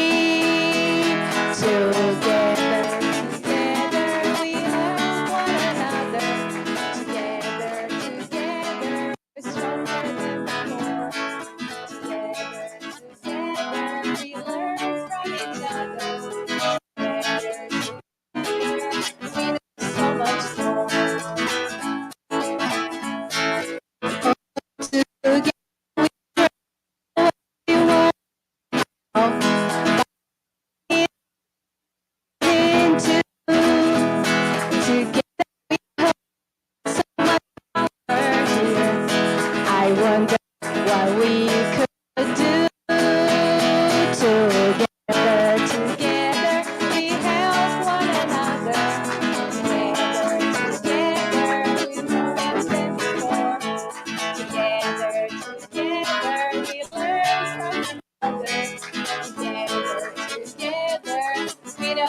much more. Together doesn't mean that we need to be the same. We show that we're welcome in all our different ways. Together doesn't mean that we need to be the same. We show that we're welcome in all our different ways. It's our way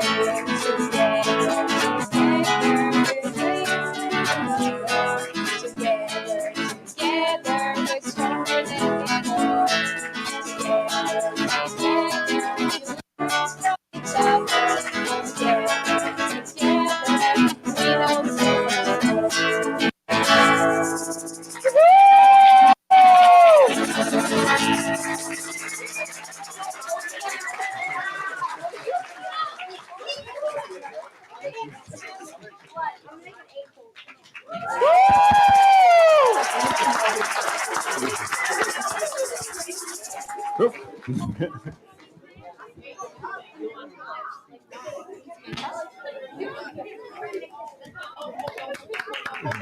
One more applause for them, guys.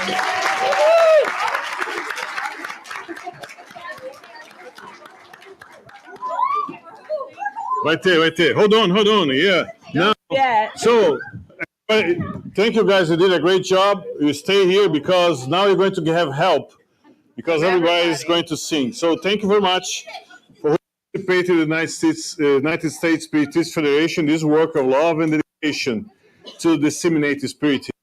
Thank you all for coming, right? Let's thank everybody. Yes. And now it's time to sing together. Before we sing, don't forget there's cake in the way out.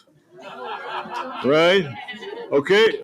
Let's everybody now sing happy birthday, all right? Yes. Okay. Happy birthday to you. Happy birthday to you. Happy birthday, generation. Happy birthday to you. Parabéns pra você. Muitas felicidades, muitos anos de vida. Cheers, Federation. Congratulations to everybody that did this work and thank everybody for coming. Don't forget the cake.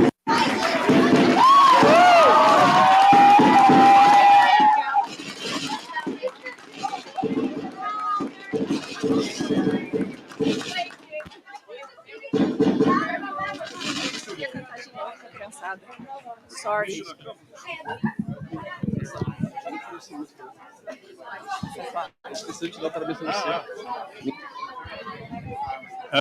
Só mais um aviso. Os pais, por favor, venham pegar... Children here, please, to take the cake. Pode falar também? Então, so spoke both of them.